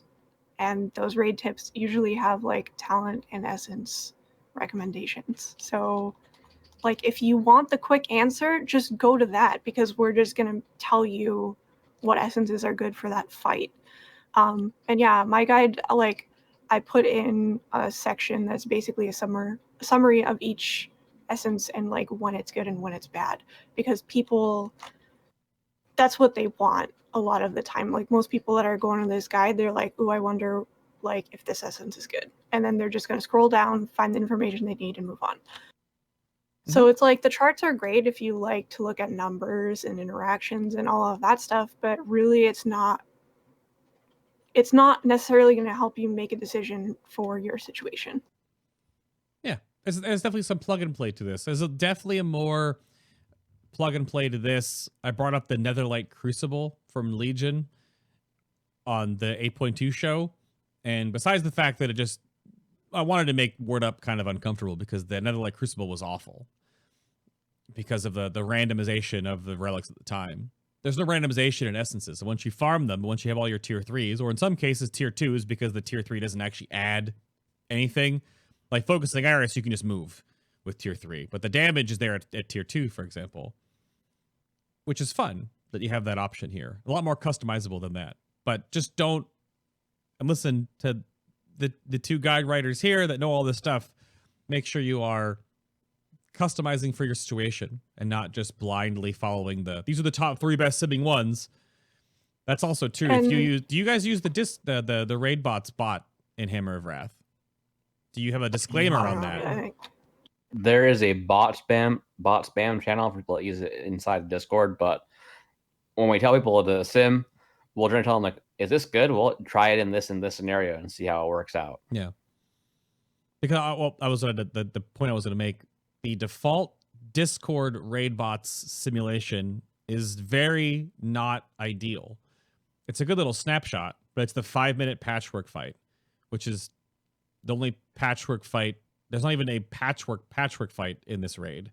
You can kind of do that to like sim Mythic Ashvane speed kill, but you're not factoring in damage funneling from activating things like, say, Crash Lightning for enhancement on the bubbles. That's not in that sim. Savara is closest. Savara could be closest, yeah, but you have to do like, you don't do patchwork on that one. You want to do like the downtime one because you got the factor in like running out potentially, or we have a big disclaimer about using the movement sims. Oh, you do? No, we don't recommend them. Because the movement in the movement sims is a set pattern. It's always using that same pattern. Oh, like a Hellia dance or something. It's always like X amount of time in melee range, X amount of time away, stuff like that. So it's very calculated. So if you always have a downtime at one window and your cooldown always comes up at this window, that means it's not like it's gonna skew the result in a way that like doesn't. It's just not ideal. Like you should know what talents are not necessarily great on movement fights and maybe avoid those if they sim close on patchwork. You know, like it can skew the result to not reflect real life just as much as doing patchwork can. So you know. I don't know. Did that make sense? It boils down to the fact that the game isn't simple if you're trying to really min-max your character and understanding, because there's like too the much. fight that you're doing, your cooldowns might line up within that downtime every single time, and in the sim they might not. You know. So it's like, should you switch to that talent because the movement thing tells you to? Maybe not. Yeah. Gotcha. But anything else on this section for 8.2? Anything you need to disclaimer or anything else you want to tell people to either avoid or to go for in 8.2 right now before we move on? I mean, it is pretty much one of the only times this expansion where we kind of do, a lot of people are using similar builds just because the way expurgation works out. So I don't know. Skeletor, do you have anything to say about that? For expurgation, and so that's one thing that was a very odd, because if you remember from the BFA beta cycle, we really didn't get any of the Azerite traits to test until the last few weeks before the expansion came out. And the first form of expurgation was horrible. And then one day Blizzard decided, let's buff expurgation by 4,000%, which seemed like a reasonable number. And all of a sudden, people are using it for that last week of all your raid testing, and it's doing 30 to 40% of their total damage from a single trait. So then they had to nerf it back down. It didn't kill the trait, but it didn't kill the trait because in old year, that's when we had the re-origination array. So you could really pump up your crit because it is based off your blade adjusted critting. It made it okay. And then in Battle for Azshara lore, it did fall down a bit. We lost that, but at the higher gear levels, it was definitely an option to obtain it. The problem with it not seeing in Azshara lore is because the gear that had it, you really had to roll for gear at the vendor if you wanted to use expurgation. It's an all or nothing kind of deal. You either get the 3 traits or you don't use it at that time point. So you'd have to fully commit to that build to be able to use it. And it was still good. It was still good in that tier. No one used it. No one wanted it. I know I don't think any of the guys said, oh yeah, this is still good, because we don't generally make comments like that about gear setups. We really advise you to see what you have and see what's best for you. And then going into 8.2, 8.2 changed the way that all direct damage scales from Azerite traits and trinkets. Yep. And consequently that buffed expurgation again, where it's no longer an all or nothing kind of deal. It's now very good even solo, because it does more damage now than it used to. And then combine it with our gear scaling, with hitting harder, and it stacks really well with our Avenging Wrath too. That's another reason why we don't use Crusade. We lose that 20% crit multiplier that we have with Wings. So you're guaranteed to get a few good procs in your Wings, so you're getting the damage increase. You have your mastery going. Your expurgation, the individual text of expurgation, can do nearly as much as a Templar's Verdict when they're critting. Dang. I'm going to bring that up real quick. You keep talking about it, because that came up as a new one, because you called this at the beginning of the expansion. Is that correct? And then now it's only becoming more of a thing. It was an eventuality, and then the changes they made this patch just kind of pushed it over the edge. Just the way it scales. Eventually it was going to be really good. And then, yeah, they made the change to how Azerite traits scale, and the change to Avenging... us switching to Avenging Wrath makes it better. So, it was always going to end up this way, and we did try to tell them, hey, this is going to end up being the thing, and that's what they were trying to avoid. They want people to be able to change it up. They don't really want a meta, and here we are. So... Now, and I forgot a very important point here with expurgation. There's something special about it, is that it double dips on crit, because you have to crit to get the ability. And it's guaranteed when you crit with Blade, and the actual dot itself can also crit. So it's one of the very few instances in the game where there's a trait or something that double dips on a resource or a stat. I forgot that's not well known, but yeah, that's one of the reasons we were eventually it's just going to take over. Isn't expurgation, in a way, isn't this a talent from Legion? They just made... There was a chest with expurgation in the name, but it was entirely different than this talent.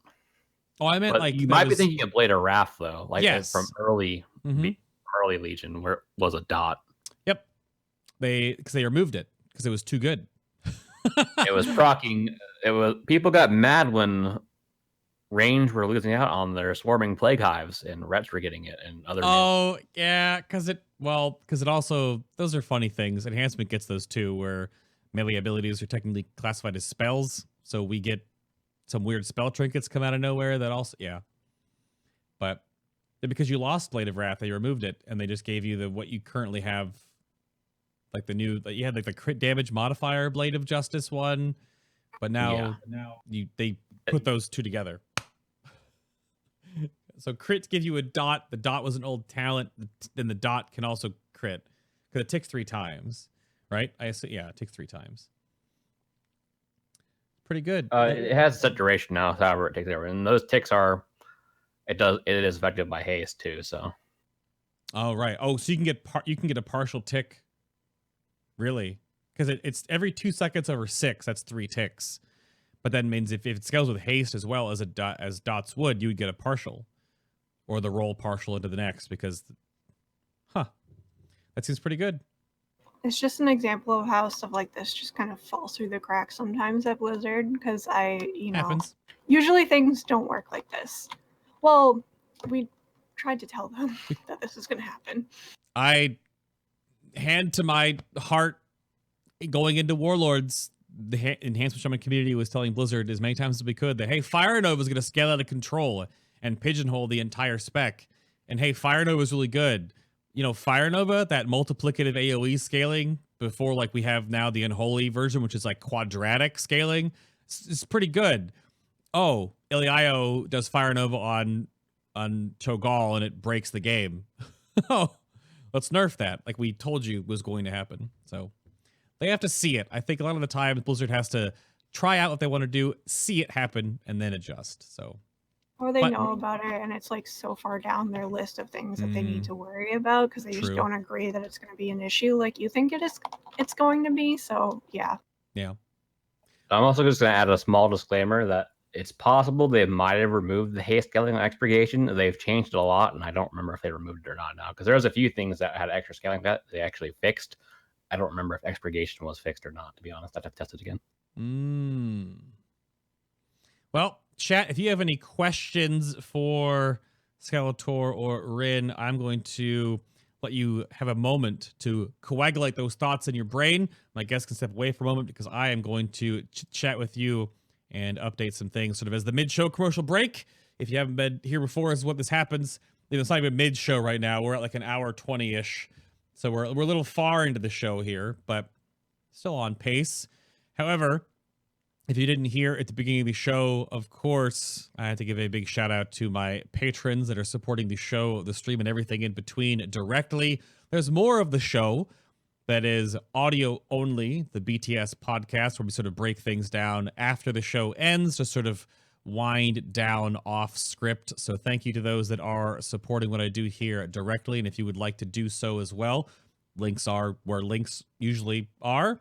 But if you want to do something in a physical sense and haven't heard about this or been living under a rock for a while or been playing Classic, which makes sense, I've been working with artists for a long time, making apparel and other designs and things. And additionally, we have a new Fabelina design that just came out just before I left to go to the Race to World First for World of Warcraft Classic. Was the Little Queen.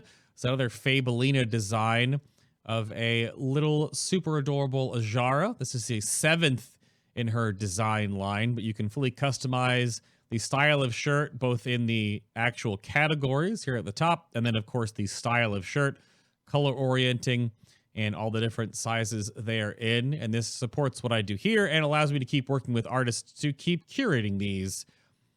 But there is Little Anduin, Pupper Greymane, Illidan, Arthas, and Cindy. We had the Battle Azerite Days shirt, which was also Fabelina, but in a more serious style. Her original shirt, of course, the Little Ragnaros. But they go on and on and on. We have Jaina and Kindi, Eridar twins, Sylvanas, and there, of course, are more there you can check out on the Design by Humans store if you want to do a physical way to support the show. And patrons, of course, if you're out there listening right now, you are getting if you have been at the apparel tier, you will, of course, get your little Azshara, your queen shirt in whatever style you would like. And you'll be getting that. And you can choose any other design that you may not have and fully customize it on whatever you want. The apparel tier normally is just a shirt of some description.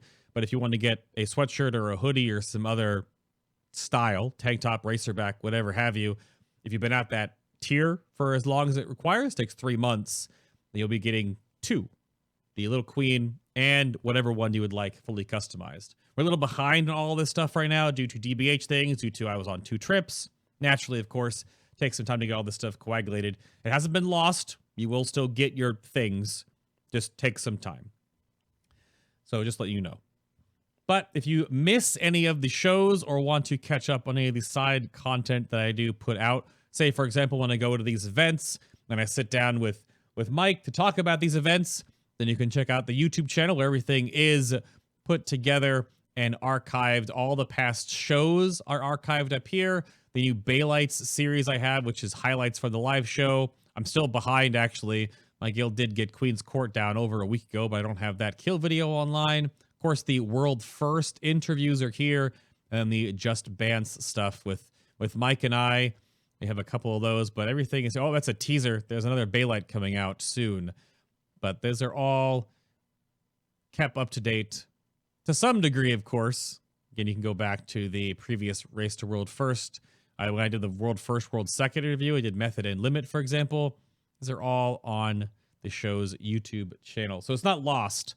And if you want to listen to the show in audio only as a podcast, you can do so on iTunes, on Stitcher Radio, on Google Play Music, or you can just plug in the actual RSS feed from my website, just FinalBoss.tv. If you need to get the actual RSS feed for your applet or whatever, hit me up on Twitter. I'll let you know what you need to know for that specifically if you want, because that goes all the way back to like the 40s or 50s in the audio only version. If you want to go way back in time, I didn't start doing the audio only stuff originally. I think it picked up in Warlords because the show started in MOP. But those are all there. Nothing's ever lost. It's on there. And if you want to go back and check it out, then those are where things are. But if you have questions, now is the time. Rin, Skeletor, you good? Question time? Yep. Question time. I'm good. I had to turn off the AC because it's loud. So I have some rapid fire Q&A questions, but let's go over here and see. Well, I mean, so Mia asked a question, so I suppose we'll bring his up first. Not because he has priority, just because of the first one I read. If you were designing Retribution, I suppose going into another expansion, what are your 3 changes that you would put as priority, or you would prioritize? That's a little bit of a brain teaser right there. I don't know who has 3 top things. Like, I'll start. My 3 top things: PvE armor on mobs shouldn't exist because it's just obfuscating information because all physical damage is just wrong in the game. Raid buffs, poo-poo, get them out of there. And Titan Forging and War Forging, gone. There we go. Yeah, as far as that goes, the 3 things that I would change is I would make one of our talent rows, one of our utility rows, I would change it into a movement modifier row.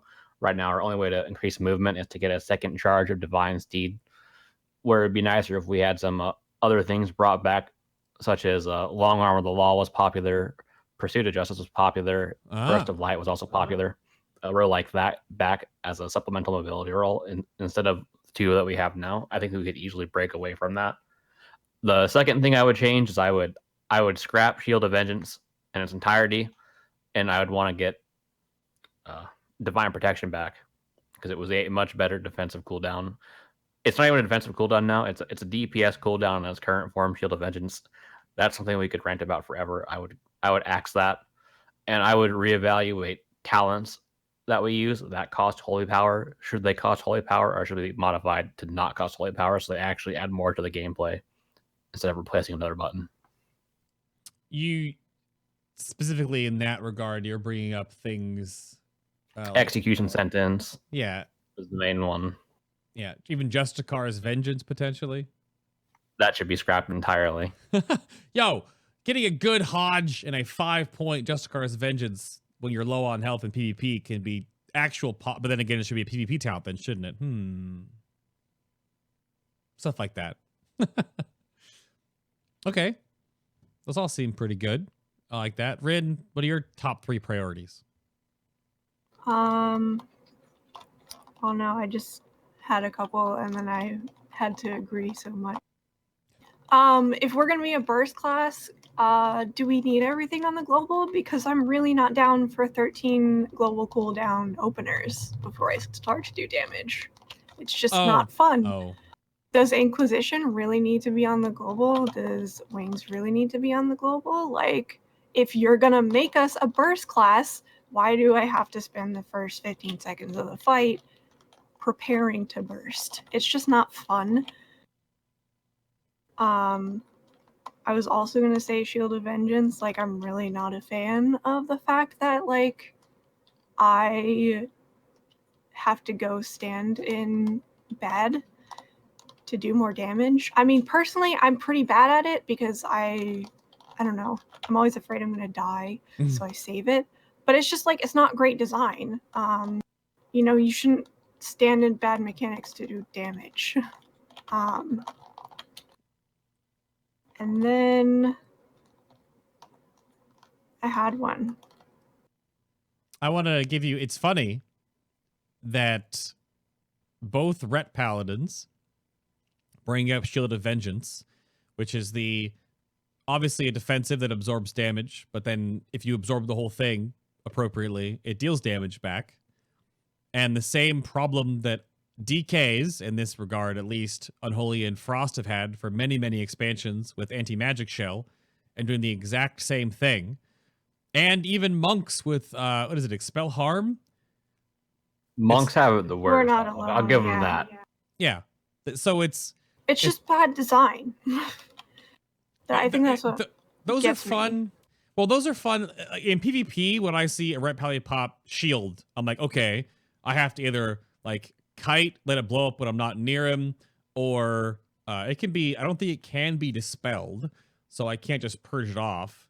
So there's like a time frame there, or I have to make sure that I like leave a soul fragment, so when it pops into my face for like a chunk of my health, that I get my soul fragment back to heal it in like a duel situation.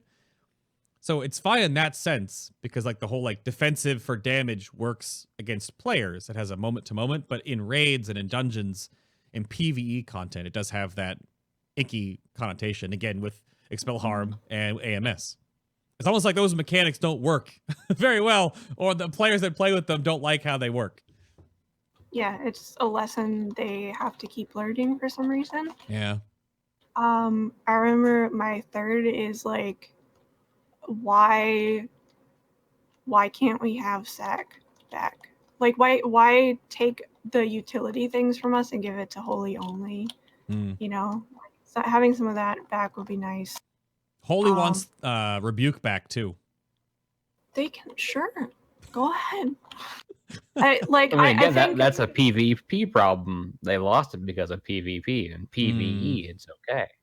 Making a higher cooldown against players. I don't care. Like, I don't making changes because they decide, oh, we want every class to have their own thing, or whatever, or we only want healers to have like these type of things, and just doing that instead of considering, does this actually make an impact on anything? Like, I don't feel like blessing I don't feel like Sack made enough of a difference in raid comp for it to be taken from us. So stuff like that. I'm sure there's more examples if I was thinking about it, but yeah, don't punish us because you like that's their idea of how this expansion is going to be when it doesn't make sense. Don't make changes because you want to, I guess. They pruned, and I'll use that word because it was a pruning. They pruned a lot of defensive abilities from certain specs because of overall layering of things, and only kept very specific ones. Like, obviously, warriors still have Shout, and demon hunters still have Darkness. But, exactly. But then those are huge rag utilities. And so Ret, and this came up a few times in chat, so I'm kind of going off of what Northern is saying in chat as well about like Holy has Beacon of Light as a mechanic that's unique to all paladins as a whole. Should like all 3 paladins, you already have hands though. And my take on it, you already have hands, you already have blessings.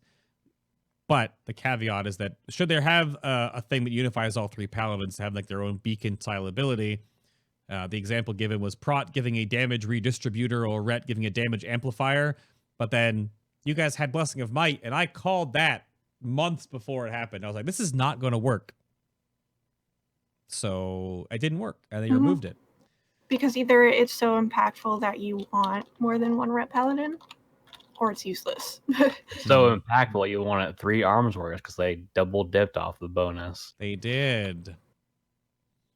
Execute with Blessing of Might was very good. Who'da thunk?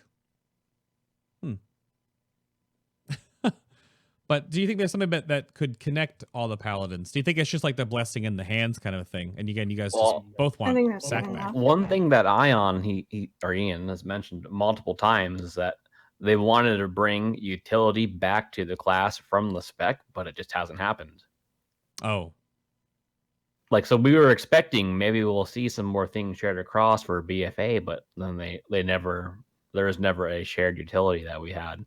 Like, we have, like, the leftovers. Like, we share things. Like, we share, like, Hand of Freedom or Blessing of Freedom, whatever it's called. We have Blessing of Protection, but their usefulness is kind of low. Ooh, bring back the talent that let us have 2 of them. Clemency. That was good, and, like, honestly, pretty useful on a lot of fights. Oh, and you could have 2 sacks, 2 bops, 2 hoffs. Yeah. Yeah, that was neat. That's because I feel like at least as a melee player, looking at my Retribution Paladin brothers and sisters in melee combat, even the fist bumps, their moment to moment was always like, it was the spot heal and it was the spot blessings. It was never like raid oriented. So you don't need like a Devo aura or an aura master or something like that, I don't think. I think it was just that it was the moment to moment, like gameplay, very single target focused additions to help with like that utility kit. Yeah, the utility, it's very specific, and you might need to use it, but the fights you use it on a raid tier are bosses that are already they can be considered easy already. So even though you're helpful there, you're not needed for that, and that takes up your utility tax for that tier on the easier fight. Yeah, so it's like, why did you take tools like Clemency and Sack from us? It makes even less sense. It's like, it wasn't really game breaking. It wasn't making people bring more Ret Paladins. And changes like that are frustrating. Mm-hmm. Well, that goes back to your question, Birthday Boy, because Coy sort of asked a similar question to that, so I was combining them together. But just because it's birthday time, for a meme question, consecration, keep it or yeet it? It's fine. I think it should be yeeted. It's you fine yeet to it? yeet it. Yeah. I mean, I don't like it. Oh. I remember somebody was very hard championing for consecration, and I was like, that's the dumbest idea.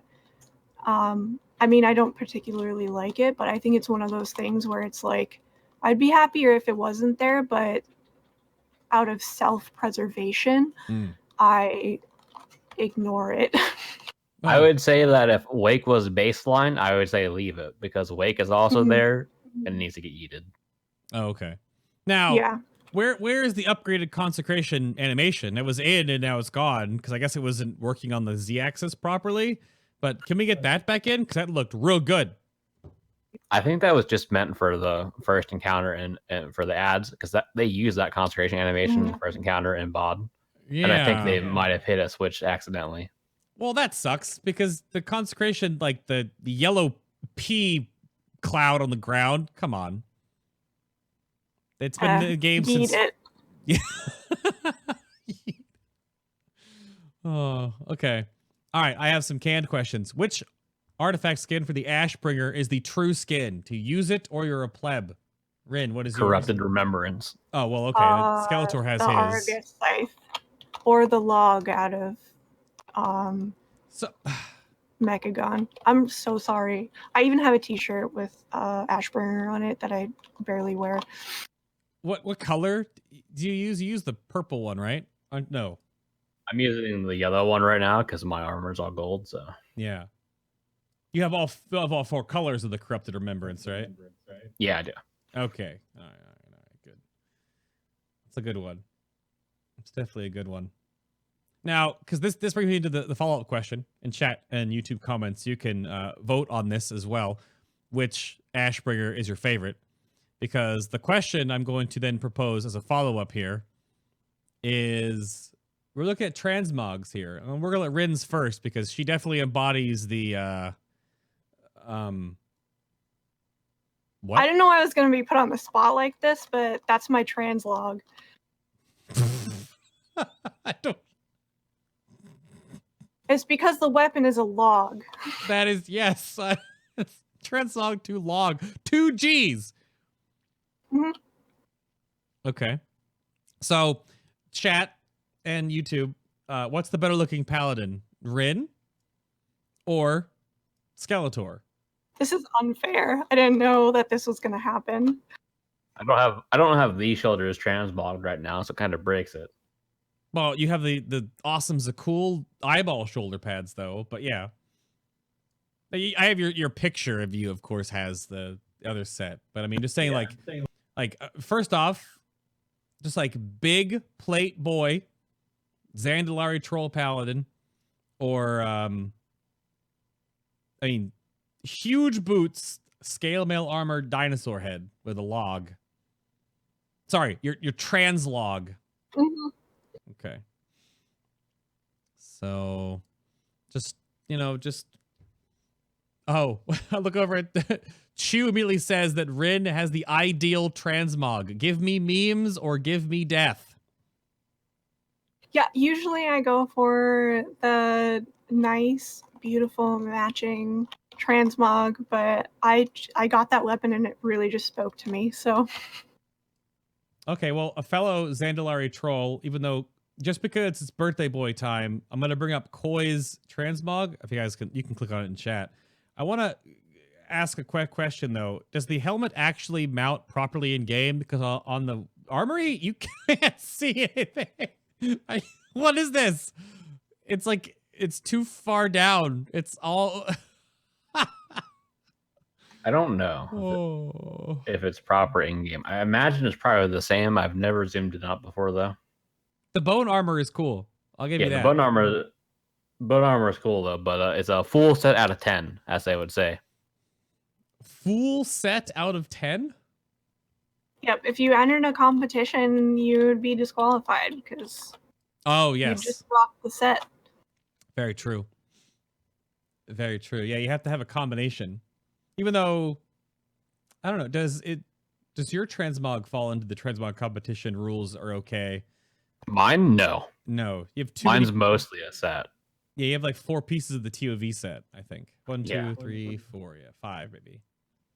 So I guess Rin wins the transmog competition because she's wearing garbage.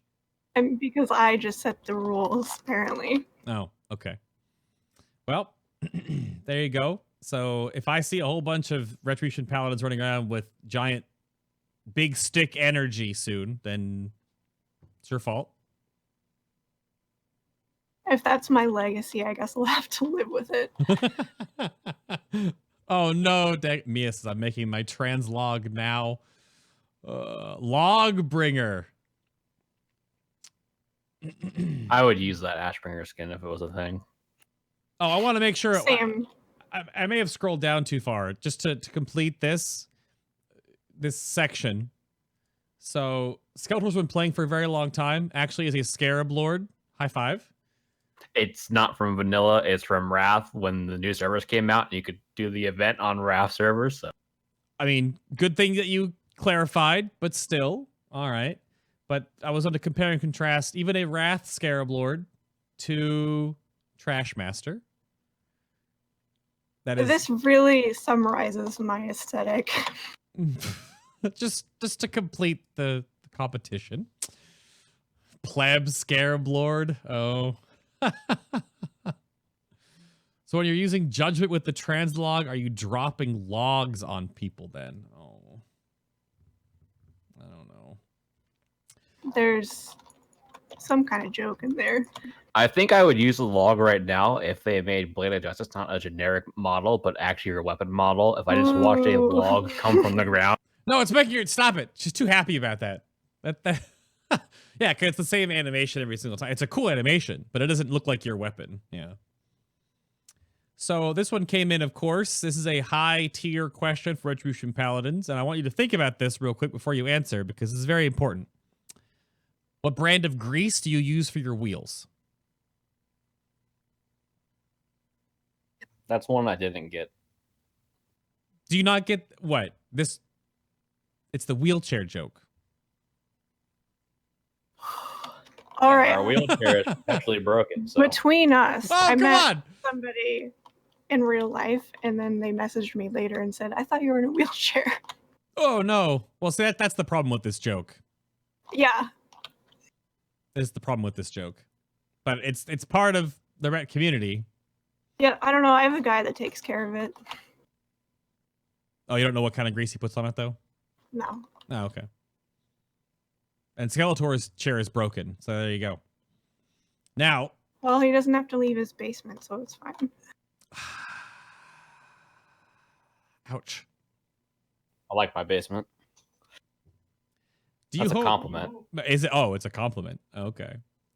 How about, do you hope something like the Reckoning Bomb nonsense returns in some way? Or did you ever actually experience such a thing with a broken part of the game over the years?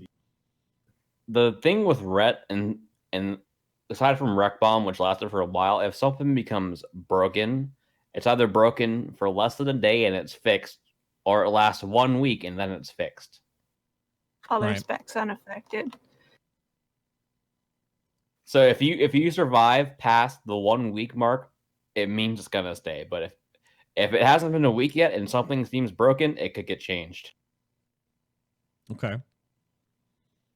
I know that came up. Bellular is doing a retrospective on all the different patch cycles of the whole game, and he's on the patch that the world bosses were added, and he has the old footage from the Wreck Bomb Paladin on Doomlord Kazakh, walking up to him and hitting him twice, and he just dies. And back in the day, you couldn't hotfix that. You had to take the servers down to fix it, to patch the game and bring them back up again. So something of that nature that has lasted for 15 years in the Paladin community to this day changed the game in a way that they had to take the game down globally to fix this bug. So it's a pretty strong bug. Well, mechanic. Clever use of. We got all kinds of weird one-shot bugs that happened throughout, like Lich King, or not Lich, so through Kata as well. There was multiple times where Kata, where I don't know what broke. Something would break though. You would see all the rats in battlegrounds one-shotting people. Kata was weird times, and then obviously the start of Lich King when you had Seal of Blood, Rip Seal of Blood, where you could one-shot somebody but also kill yourself at the same time. Mm-hmm. I thought that was just how the game worked because I had just started playing. I was like, oh, this is a thing that they meant for this to happen. This is the mechanic. The stuff like that. Do you guys miss seals? No. No. I don't really care. As somebody who has to deal with like the math and how things interact with other things, like no. It's a button that you press and it just sits there and does nothing but affect other things. Yeah, all it does is it can affect other decisions, and I'm not a fan of just things that exist for the sake of existing. I don't know. Maybe it's because I'm a cold robot and I don't care about stuff like that because I know that people love seals and I don't understand it.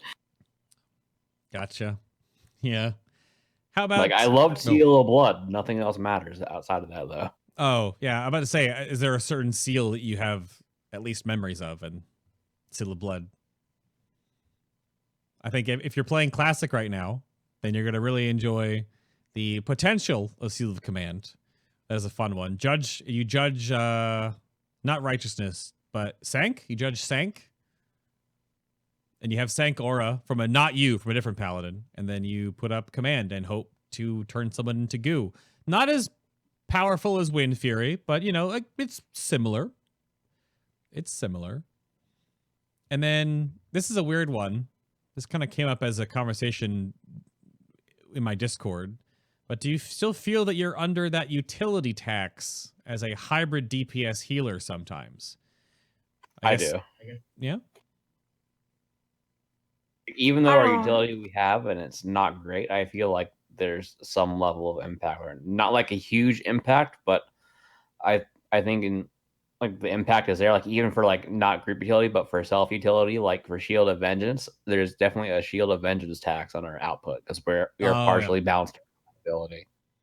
Yeah, there's like residual stuff like that, I feel like. But I don't know, that would imply that our utility is like useful or like meaningful in a way that they have to deter raids from bringing us. I don't know. There might be residual stuff. I didn't see that. But no, I don't think they really think about that anymore, which, you know, maybe they need to in order to fix stuff, but Those are the defining things, and a couple of people were talking about it in chat about like seals, auras. We still have blessings, and Blessing of Kings, even though it's rather neutered, Blessing of Wisdom is still almost fought after. There's like a healer hierarchy that gets Blessing of Wisdom in raids and dungeons and things, I guess. But yeah, whoever pays the most gold gets it. Oh, there you go. Wisdom is fine. Kings feels a little useless. They buffed it, but it didn't do anything. Like most people just end up putting it on themselves because, I mean, it doesn't matter now. But before you would put it on a tank, but the tank would change specs to eat before, and it would go away, and it was just too much of a hassle to rebuff. Yep, well, I just started putting it on the healer because then I don't have to change targets at all. But the joke about it is, though, it shouldn't only go on the tank. It should go on your most death-prone person to potentially maybe help them. I mentioned that in my guide. I think it's the mark of shame if you put it on a DPS. Well, yeah. But it's a utility. You're supporting your team. You just know that squishy hunter always dies. Give him your 900 HP shield. Isn't it just to prove a point? It's weaker than Resounding Protection, right? It's pretty low. Yes, it is. It's a lot weaker than Resounding Protection. I think Resounding Protection is like 3 times as strong as King's or something. Mm-hmm. King's it's 80% of your spell power based on the database. Cool. That's what it looks like. But yeah, Resounding Protection is pretty huge. So I always thought Blessing of Kings was pretty weak. And then Wisdom has Wisdom gotten nerfed once? At least once. It got changed where in 8.2 you can't have multiple blessings on one person out of the same type. So before you could have like all your paladins put wisdom on a single person. Yep. Like in sale runs, we would do that. Like on Helia, we'd only bring 2 healers, but we would have 5 rets. So there'd be a restator that had 5 wisdoms and just spam. Yeah, those were the days for healers popping off. Just spend mana without even thinking about it. But I think that's going to change. I think there's going to be, if Blizzard really wants to add back in more blessings, you might see like Blessing of Might come back, but it's basically just Battle Shout. So you can have Battle Shout or Blessing of Might. So you can bring an AP for the whole raid. Or you can, again, it feels worse. And most of the time it just feels bad, but you don't have them instead of feeling good when you do. The other night we had to make a raid swap on Zakul, and our Brewmaster Monk's internet went out because of the storm. And we had to swap in another tank, but then we didn't have the physical damage deal. So a healer had to swap out to bring back our Mistweaver to bring the stupid 5% damage. It's not good. Yeah. It's poop. And I guess to wrap this up then, before we close down here, we kind of went over this again, but I suppose to pinpoint this, Koi was asking, what are we missing then? What would Ret need to alleviate the community perception and make us a sought-after spec for both raids and Mythic Plus? And I suppose if there's one thing, if you think you could add, and it doesn't have to be something in the game, maybe. What would you change our name? Yeah, so I don't think we can change our perception. really. I don't think there's It's an hard easy... to change 15 years of community perception. So a name change. Can we be Vengeance Paladins instead? Well, but Vengeance is in a weird spot right now, too. There's Demon Hunters. They're stealing our names. They're Oh. stealing Warlock Meta. They're stealing the Vengeance. Shh. It's true. The Vengeance is a Paladin terminology before it became a Demon Hunter terminology. Yep. It's true. Yeah, I don't think it matters how many, like, OP times we have as Ret Paladins. It's kind of not going to fix it. Like, as soon as ICC was over, people forgot about Ret Paladins. I mean, granted, maybe it's not a great example because going to Kato was not ideal, but even when we're good, it's like, oh, well, Ret Paladins are dumb. They just keyboard smash. So, like... Oh, no. Yeah. I'm sure healers out there really appreciate you. Well, one does. The one that spends the most gold. Or that rolls the highest or lowest or whatever you want to do. But I think that's about it. A couple of the questions that came up in chat, of course. But you can ask those questions either in Hammer of Wrath. Or, of course, as I wrap this up and hit this button that signifies the end of the show. Actually, you know what? I'm going to back that up. Because I want to do something. I'm looking at the time. False alarm. Rin, do you have any closing shout-outs, any soapbox moments, or any nuggets of knowledge you want to impart upon the Ret community or Paladins at large? This is your moment. Oh god, that's so much pressure. I don't know. I'm a cold robot, so I don't know. Things are the way they are, so I don't know. If I guess my wisdom is play Ret because you like Ret, not because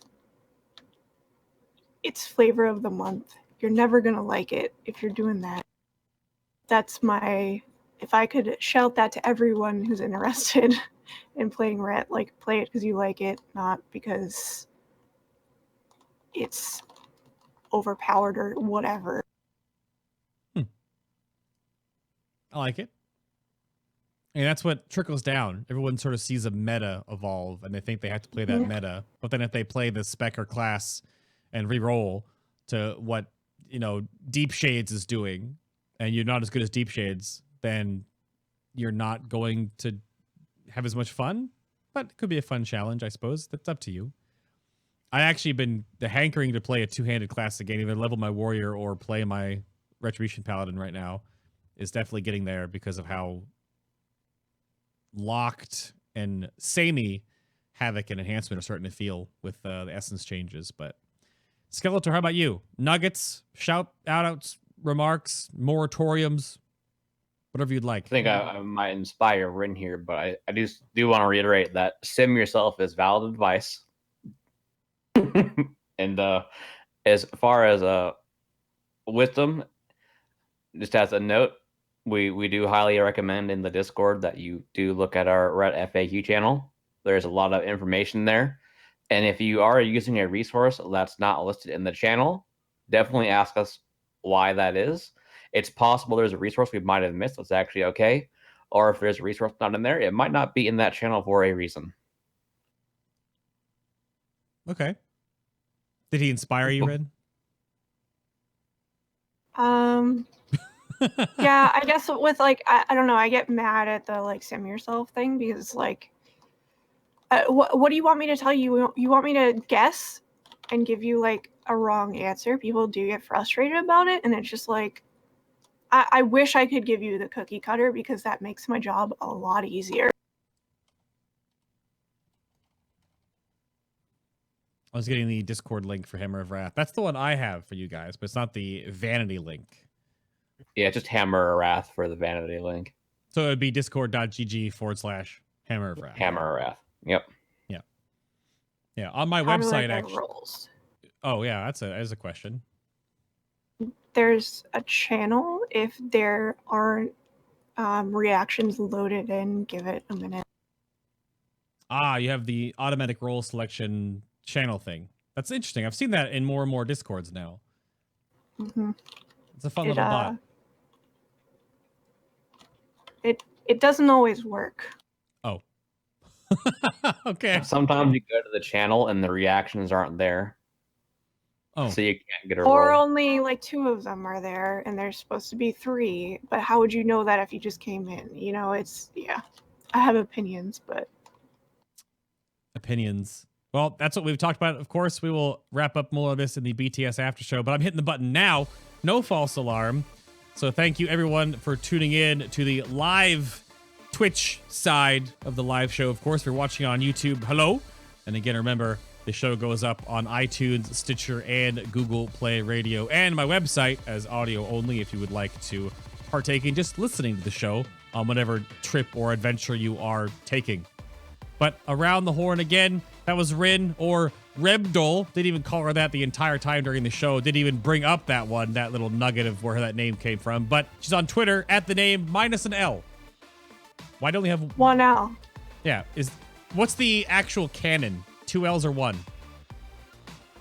2, I guess. It was literally just because Red Bull was taken on the first server I was on. Oh. Okay. I didn't know. That's all the story. But thank you very much for being on the show. And we talked earlier this year. We met in person, talked about the Ret show back at PAX, hung out a bit, and he's probably, it's like 7 months later, but it happened. So thank you for your time today. Yeah, that's fair. Skeletor. It's been a busy year. It has been. It definitely has been. And then there's Skeletor, of course, also on Twitter. Lord Skeletor Esquire. Fancy. Is that... Yeah, once the Skeletor is taken, I have to start adding titles and things to make the name work, so... Well, you got it in-game. Have you reserved... actually, you don't. Your Paladin isn't named that. I just remembered. It's an Illivath. Illivath, yeah. Can't get Skeletor in WoW, right? It's already taken. Impossible. Impossible. I even tried on the name reserve on Classic, didn't get it. Aww. On multiple servers or just the one you wanted to play on? Just the one I was on, because I didn't want to risk trying to chain servers. Gotcha. Well, go check out the Ret Paladin resource XYZ, and of course, go check out the Retribution Paladin write-up on Wowhead. That's where all their resources from the 2 guests today. Thank you both for joining me. The upcoming shows, we're back. We've done a full sweep of one block of 12 finally. And it's going to be weird because I don't know if there's enough Sundays left in the year due to all the events I've been on and trips I've taken to actually go through a whole nother route. But we'll see because beta might start like early next year. I don't know. But Warlocks, Mages, Hunters, and Rogues are up next. Round 2. So we're going to do 1 Rogue, 1 Mage, 1 Warlock, 1 Hunter again to sort of catch up a little bit of what the previous Rogues are doing. And then, of course, what the Rogues and Hunters and Mages and Warlocks are doing now. So if you have any questions, you can join my Discord server to add questions every week. I usually ping a day or 2 before the show comes up in the general chat. Subs get more channels, but anyone can join the Discord. Or if you have any guest suggestions in Discord or on Twitter at FinalBoss.tv. FinalBossTV.tv is the website. If you have suggestions, questions, etc. But go follow the 2 guests if you have questions for them. And then, or ask them in Discord. But thank you all very much for watching. I'll have more details on guests, upcoming shows on Twitter very soon. But until then, everybody. Right. Rin, you have to wave because Skeletor can't wave because he has no face. Wave with the nice people. Rin, help. Yeah, he did it. We got there.